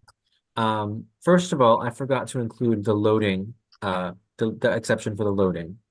Secondly, it should be 2 letters. One letter for the special exceptions, because that's going to the Board of Zoning Adjustment, and another letter to the Zoning Commission, which would be for the map amendment. So it has to be 2 letters because it's going to 2 different entities. And was your original draft including all that material outside of the loading item? Yes. Okay. Okay, well, I'll ask if you can go ahead and make a motion in support of this, and we'll let the commissioners vote. I'd like to make a motion in support of this project. Can we get a second? Second by Commissioner May. All in favor, say aye. Aye. Aye. Aye. Aye. Aye. Did you get that, Commissioner May? I'm using you as the tally I taker. think I got. Thank you. I think I heard 5 ayes. And any opposed, say nay. And any abstentions? Abstain. Got one abstention, 5 ayes, or missing a vote. It might have been me. I vote aye. So is everyone except Commissioner Cobb in favor? Correct. Okay, great. We're good. Perfect. Feel free to get those updated drafts to us, Commissioner Arbuckle, and then once the commission's reviewed them, we'll go ahead and sign off. For our Edens folks, thank you so much for joining us tonight. Thank you for very having much us. for your time. See y'all on the regular. Have a good night. You too. Let's see. We have Commissioner Arbuckle. I believe that we have you to discuss on the tavern item, the letter of support. Yes, so hopefully this can be a pretty quick item. So the person who, Kim Preddy, who was going to present this, she had a death in the family, so she isn't able to come tonight. But I am gonna just present what she proposed. And she came to our last committee of the whole meeting. If any of you were there, if you remember, I'll just present what she presented, and yeah, so I'll start sharing my screen. Wait, sorry, I gotta show my here we go. One moment to make it. I open two windows. And our final, just while you're doing that, Commissioner, our final voting action item is another BZA matter for 1127 Orange Street. If y'all can use the raise your hand function so I can promote you as a panelist so we can move on with the meeting. Okay, All right. Mr. DeBeer, thank you.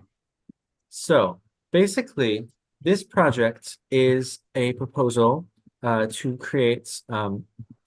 It's very simple. It's just an awning, a request for a public space permit to put a retractable awning right here. So this building is going to become the Minetta Tavern, and they want to put an entrance right here with an awning. And I'm going to show you the awning. My screen is looking weird. Okay, so this is the building, and this is the awning that will be on the outside, the east of the building. And you can see it's retractable. And I think I believe the point of that is so that, if there's any like trucks or something coming in, they can retract it. Although I'm not for sure about that. So I won't actually ignore that because they didn't, I don't know if that's true. So ignore that part. So that is basically the project. They're just requesting permission to put that in the public space. To me, it seems fine. Does any of the commissioners who were there at the committee of the whole meeting where there were lots of questions, do any of you have thoughts? I think Commissioner McCollum, you had a comment? Well, my comments were going to be just more so to Commissioner Arbuckle to see if he would be against tabling this until the folks who could come and present it and answer questions to both the commission and to the larger audience can be present. Like, would he be against that? So I think that's a good question. So my only concern is that it might cause them issues if they have to wait a while. I guess if 4 weeks. If any of you have concerns about it, then I think we should table it. If nobody has concerns, then I think it would be fine to continue to vote. So I guess, do any of you have concerns about it? Are there questions? It wasn't really concerned. My thing was whenever you were just talking about the awning and you thought that it was retractable, but then you weren't, and while they were putting it, you weren't really sure. And so I just rather for, for transparency purposes that we give the right information to our constituents when we're voting on a matter. And so for me, it would just be just transparency and accuracy. Commissioner Arbuckle, was no one available to discuss this? Because I know they had about 4 people attend the last meeting. Yeah, when I reached out, because of that, so no, not Okay. no. Okay, and just for public record, Mhm. the presentation is available online on our YouTube Yeah. page if you want to Mhm. look back on it. Commissioner Henderson, you had a question or comment? Or no? I saw your Yes, hand raised. yes, I agree. I concur with Commissioner McCollum. I know it's a fairly simple matter of an awning, a retractable awning, but I think that the applicant should make the presentation and explain all points and details regarding their rationale for what they want, how they want it, so that we do have accurate information that we can convey to the public and specifically our constituents if asked. So I don't think it would provide any type of an undue hardship for us to table this matter and for them to come back. And I'm sorry for the death in the family, but someone needs from the team. I think it should be appropriate. It would be appropriate if someone from the team could come and explain this process so that we can vote in an informed manner. Commissioner Cobb, did you have a question or comment? Yeah, Commissioner Arbuckle, if we did not vote tonight, do you know if that would cause any delay in their project? I don't know if it would cause a delay or not. Okay, well, we need that answer. Yeah. So it sounds like we should table this item. Okay. Commissioner Arbuckle, if you can get this question answered, can you, as the ANC commissioner for in Union Market, where this is, can you just let us know what the long-standing impact is if we get this approved, like how it would affect the rest of Union Market? So I don't know if you can answer that right now or. So the only thing that I can think of is that well, actually, I think it would be best to wait until they come. Okay, sounds good. So I move that we table this discussion to our April meeting. Could I get a second? Second. Second by Commissioner Rhodes. All in favor of moving this discussion to April, say aye. Aye. Aye. Aye. Any opposed, say nay. Any abstentions? Okay, we'll wait till April. Thank you, Commissioner Arbuckle, for trying to assist these folks with this matter. Let's see, stop screen share. Okay, let's see. Final item, we have Mr. Eric here, I believe. Hello, commissioners. How are you, sir? Thank you for joining us tonight. I'm good. I'm good. You're here regarding a BZA matter, specifically at the property on 1127 Orange Street Northeast. You presented our COW meeting earlier last month, and looking forward to this, to seeing what you have so far so we can take a final vote. Thank you very much, and thank you for your patience tonight. I know it's late. I'll try to move through this presentation relatively efficiently. As the chair mentioned, the properties at 1127 Orange Street, which is the corner of Moore Street and Orange Street, about a block from Florida Avenue and several blocks from H Street. The property is improved with an existing single-family home. You can see it's semi-detached, so it does have a side yard along Moore Street. The proposal that's being considered by the BZA is to convert the existing single-family home into a 3-unit building. It would also entail a 3rd-story addition and a rear addition of 9.5 feet. This does need to be changed to 2 parking spaces, which are reflected in the plans. 2 parking spaces, new bay projections facing Moore Street, and a new balcony over the existing front porch. When all is said and done, the unit layout would be a 2-bedroom, 2-bath on the cellar level, a 2-bedroom, 2-bath on the first floor, and a 3-bedroom, 3.5-bath on the second and third floor. I'm going to walk through briefly the plans. The site plan is here. You can see one item that we have fixed, although not in the previous slide until now, was adjusting the number of parking spaces from 3 to 2. The committee of the whole had mentioned that the third parking space that was originally shown was in the building restriction area, which is along the side of the property. So we removed that. However, 2 parking spaces does meet the zoning requirement.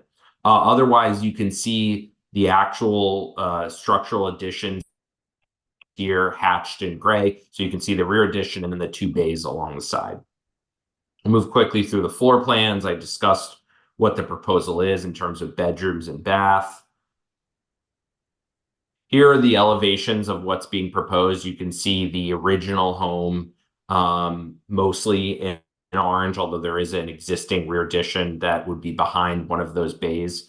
So you can see the rear elevation on the left, the side elevation along Moore Street in the center, and the front elevation on the right. One thing I would note is while we are requesting relief to alter a rooftop architectural element, it only pertains to adding that balcony on above the front porch. The third-story addition is sufficiently set back from the existing dormer and mansard roof to not warrant that type of relief based on past board decisions and how the Office of Planning has viewed it. So again, just to note, we are designing this to maintain that feeling of the dormer and the mansard.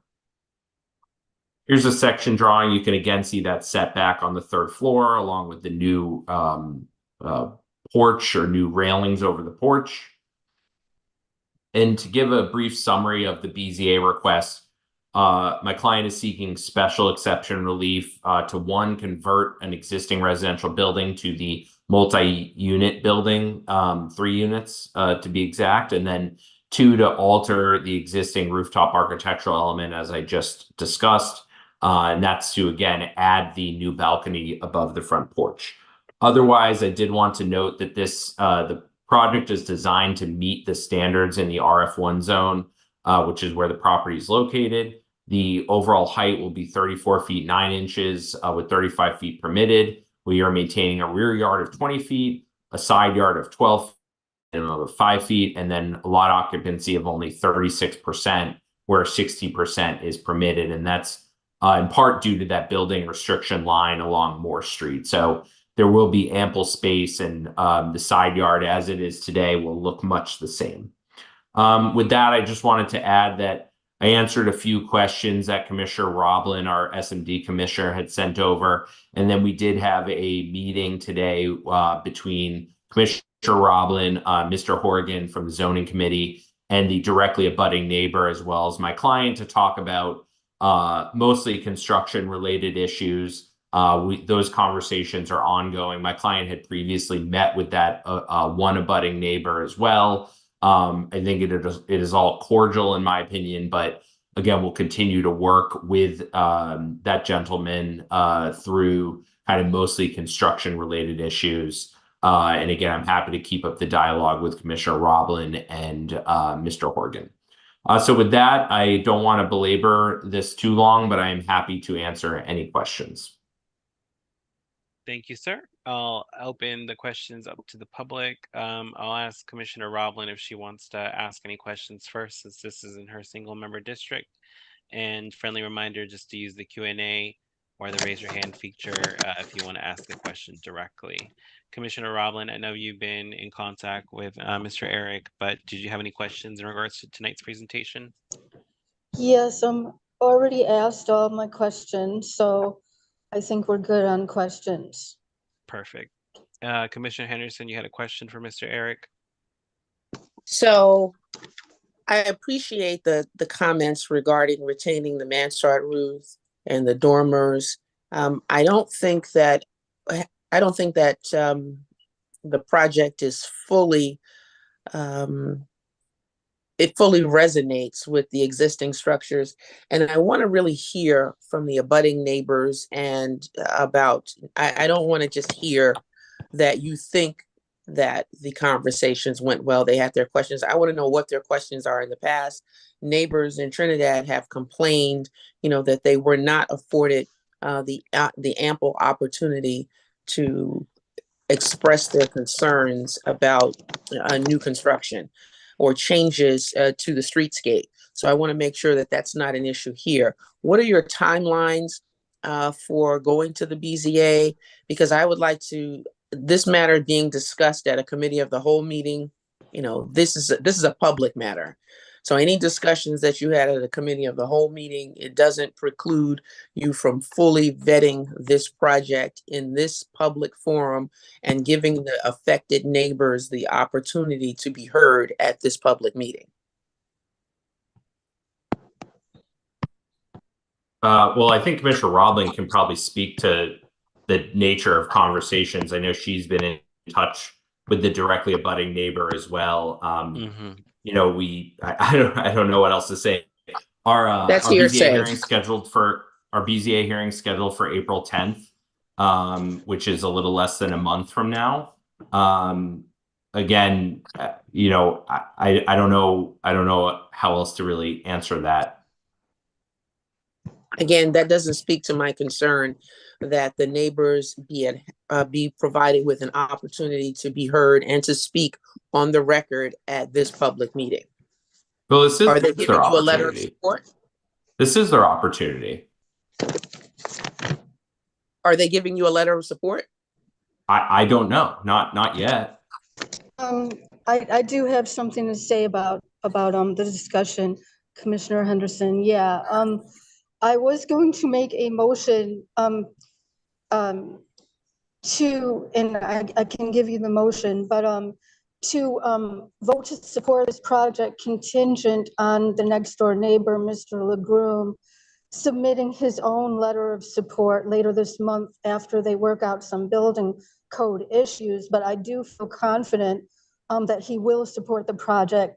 Mr. DeBear has been accurate in his portrayal. They have been very cooperative, and I've been in constant touch with Mr. LeGroom, the next door neighbor. And I thought he was going to be on, but I guess he's not here. Is he here? He if he was, it's a late, so he probably didn't wait to the end. But I do know that you, Commissioner Roblin and Mr. DeBeer, have been in contact with those residents. So the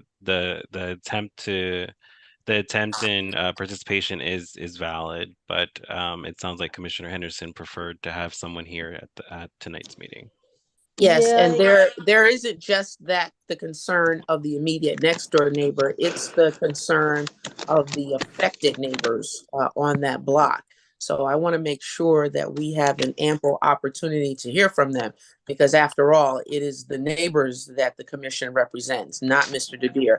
Mr. DeBear, and thank you for your due diligence, Mr. DeBear, but it's hearsay. I'd rather hear from the neighbors. Well, I just don't understand. This is the public meeting for them to attend. Well, so you cut me what am off, I Mr. supposed to DeBear. do? You're supposed to wait until such Wait for time what? as we have an opportunity to hear from the neighbors. I'm sorry if you feel inconvenienced. This is the opportunity. I'll bring it back to Commissioner, order. can Commissioner I Roblin. Commissioner Henderson, I put out a flyer and I had several neighbors contact me, and none of them had issues with it. We did discuss issues. Several neighbors wrote to Mr. DeBear, and he replied to them. And it looks very clear to me, like everything, it looks good on it. I was in touch with the neighbors and spoke to several of them, so I do feel like that has been taken care of. Thank you, Commissioner Roblin, for clarifying the engagement and outreach. Commissioner May, question, comment? Yeah, I want to echo what Commissioner Roblin just said, and I think Mr. DeBear has a valid point, which is that this public meeting is an opportunity for the commission, but also members of the public to engage about this project. And it was part of our duly noticed agenda. So any members of the of the community who had concerns or wanted to be heard at this meeting have an opportunity to be here as well. So I don't disagree that members of the public deserve the opportunity to be heard. I also think that Commissioner Roblin has done a lot of work to ensure that there's awareness in the neighborhood related to this project. And we can't compel people to come to the meeting. Thank you, Commissioner May. Commissioner McCollum, I think we're good on time, or you had a final comment or question? Yeah, I just had a comment about this. Thank you. Go ahead. So I'm going to agree with both Commissioner Henderson and Commissioner May and Commissioner Roblin. I'm going to say that I do agree that the constituents should have an opportunity. I also do agree that this is an open forum for them to be here. I'm going to further state that I don't have any opposition because this presenter does not have issues that are lingering around or has other developments across our district that has issues or problems. So I can't not support an issue that's happening in my SMD where a developer has a lot of problems, has not given the due diligence to the neighbors of that development, and then come here and then not support you. And it seems like you've done that. So I just want to distinguish here the two types of presentations that we had tonight, and also the two types of workmanship that it seems like took place. It seems like you have gone into the community. You're not just trying to throw up a building and then it's just like in your face and I'm out. So and you also come with a commissioner who's supporting this, and I'm assuming that she has done her she's done her homework of what she needed to do. So because of that, my colleague is supporting this. I'm going to support this as well, and I'll just yield with that. Thank you. So being that we're pressed on time now, a lot of time, but Commissioner Roblin, would you like to make put a motion on the floor? Yes, thank you so much. I motion that ANC 5D votes to support this project contingent on Mr. LeGroom submitting his own letter of support later this month. He wants to resolve a few building code issues, but I'm very confident that he will support the project. Mr. DeBeer, motion's on the floor. I'm sorry. Any second by anyone? Second by. I'll second. Thank you, Commissioner May. In discussion, just a quick question. You said your BZA matter is the BZA hearing itself is April 10th, I believe. Correct. Being that our next ANC meeting is April 9th, would it be fair to hold the official vote to the 9th once we know that that letter of support has come in? Because it does seem like it's an issue that we want to make sure is clarified. Out of our, this is just out of our experience of developers making promises and sometimes they don't keep them. Yeah, I you're one of understand those that. I mean, the folks. only thing I would say is I think all of the issues that Mr. LeGroom raised were about construction related matters and doesn't have any issue with the BZA case itself. Okay. But if, certainly if that's what the ANC wants to do, then we'll come back. But, that's all I would say at this point. Any other comments or feedback on that from the commission? If not, we'll proceed with the vote.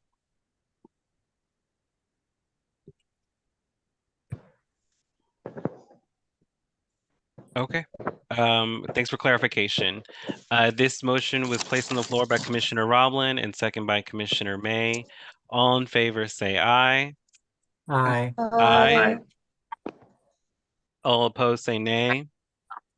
Opposed. And any abstentions? Abstain. Thank you. The ayes have it. Motion carries, and we'll get that letter of in support of this project to you, Mr. DeBeer, hopefully within later this month. Wonderful. Thank you very much. Thank you for joining us. Have a good night. Okay, we still have some residential stragglers on the meeting. Thank you so much for still sticking with us this late in the night. This portion of the agenda is for community feedback and questions. This is an opportunity for folks to directly ask any questions on what we discussed, or maybe something that we didn't discuss that might be a pressing issue in your area. With that being said, I'll open the floor. Commissioner McCollum, you had something to say? Sure. Yes, we had an earlier question from a constituent that we did not answer or address earlier. I just want to make sure that we do raise that question at this time. Yes. Did someone answer that? Because I don't see it in the. I think the one you're referring to is one that I sent a written answer to, but I'm happy to just remind folks of Okay, it it was in your here. SMD. I'm not sure if she's in my SMD. It's in Commissioner Blacknell's SMD, but Okay, next I from see. mine. I found the question. It was from Ms. Capps. Forgive me if this has come up in a previous meeting, but why was the sidewalk built around the large field at M and 23rd Streets? What's happening there? I'll be a more regular attendee in the future. Thank you. And if you just want to clarify what you said, Commissioner. Yeah, so what I put in there is, I don't have a specific answer as to why that sidewalk was constructed, and I was not aware of the plans prior to construction. I don't know if Commissioner Blacknell was, so we can certainly check with her. But it is an NPS parcel, so that was the one thing I clarified is not city owned, which could be part of the reason why it was not something that was discussed. Got it. Understood. Any other questions from the public? Feel free to use the raise your hand feature if you rather ask the question directly. Commissioner Henderson, you had a comment or question? Yeah, Kristen Capps is actually in 5D06. He's one of my constituents. So I have the history regarding that entire process and our discussions with the director of the U.S. National Arboretum. So I can provide that information at the next ANC 5D06 meeting, which will be on April 10th. And where Just to clarify, she wasn't asking about the Arboretum property. She's asking about a parcel of land in Carver Langston that's National Park Service property. Kristen Capps is a male, and I'll follow up with my constituent. You're welcome to. They asked a general question in an ANC meeting, Commissioner. They didn't identify Thank their you, SMD. Commissioner. You can also monitor the chat. Commissioner Henderson, when and where is your SMD meeting? It will be at Union Heights on April 10th from 6:30 to 8:30. And how does one join the meeting? Do they have to email you or? My constituents are welcome to join the meeting, and they know how to. Anyone else that wants to join the meeting, do we just show up or do we have to email you, RFCP? My constituents are the primary focus of this meeting. Right. Being that you have a record of going to other single member districts and saying you're the ANC, I think anyone should be welcome to these I think that's meetings, no? inflammatory and it's inappropriate. So please No. don't do that. Hey guys, let's move on. Okay. Well, moving on with that, if you don't want to give more information. I don't see any of the questions in the chat. Just to clarify some 5D stuff, we are still hiring an administrative personnel. We've gotten a fair amount of applicants actually that submitted applications and resumes for the position. We're looking towards holding interviews next month so we can take a final vote on someone at our May ANC meeting to hire someone. As a chair for ANC 5D, I'll also be holding office hours for 5D, which will be the third Saturday of the month at the Trinidad Rec Center between 11 and 2 o'clock. So for anyone that has any complaints or issues that they want to address and just want assistance on finding resolution, feel free to show up at the rec center here in Trinidad, and I can help you directly with that. Commissioner Henderson's been referencing an audit, maybe giving the impression that we're going through an audit for some past things that we've had, but not the case. This is just a regular calendared audit. Made sure to get that clarification from the OANC. We just happen to be calendared for July.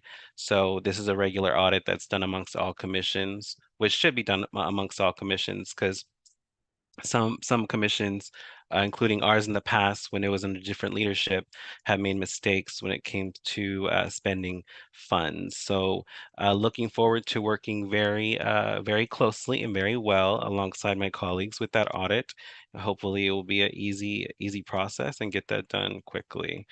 With that being said, I don't have any additional items to discuss on tonight's agenda. I will put a motion on the floor to adjourn tonight's agenda. I move that we adjourn tonight's agenda here at 10:37 p.m. Can I get a second on this motion? Second. Second by Commissioner McCollum. All in favor of adjourning tonight's meeting, say aye. Aye. Aye. Those opposed say nay. And any abstentions? One moment. Oh, Mr. go ahead, Chair. Commissioner McCollum. Henderson has her hand raised. Oh, Yes, I just wanted to just briefly address the audit process. Yes, the audit is a standard practice for all commissions. It's a long-standing lawful practice. So it's not, I don't know why the distinction needs to be made that ANC 5D is being specifically audited. No, that's not the issue. The issue is the $85,000 that has been misappropriated, and the DC auditor has already provided a written opinion that those expenses are not allowed. So my concern is that that audit was supposed to take place in January, and now it's being pushed to July so that those persons who are responsible for the malfeasance, they can simply decide not to run for re-election, and then the commission is going to be held responsible for those disallowed expenses. yeah. Just to clarify again, nobody from Board of Ethics and Government Affairs to the OANC sees that there's no $85,000 in misappropriated funds. It's just a farce and a lie by Commissioner Henderson. But she's again allowed to say such lies because she's has the right to freedom of speech. So with that being said, again, it's a calendared audit. It's not been pushed to anything. The audit was going to happen in July. Miss Henderson is just again. And we can't wait for the audit And like I've said in previous conversations, we look forward to working with the auditor on a regularly calendared audit. Okay, discussion over. Motion on the floor, second. Those in favor of adjourning tonight's meeting, say aye. Aye. Those opposed, say nay. And any abstentions? No. Okay, adjourning tonight's meeting at 10:39 p.m. To our interpreters, thank you so much for staying with us so long. We really appreciate the services you provide for the community. And please let your colleagues know that we try our best during these meetings and looking forward to working with you all again in the future. Y'all stay safe out here and have a blessed night. Thank you, interpreters.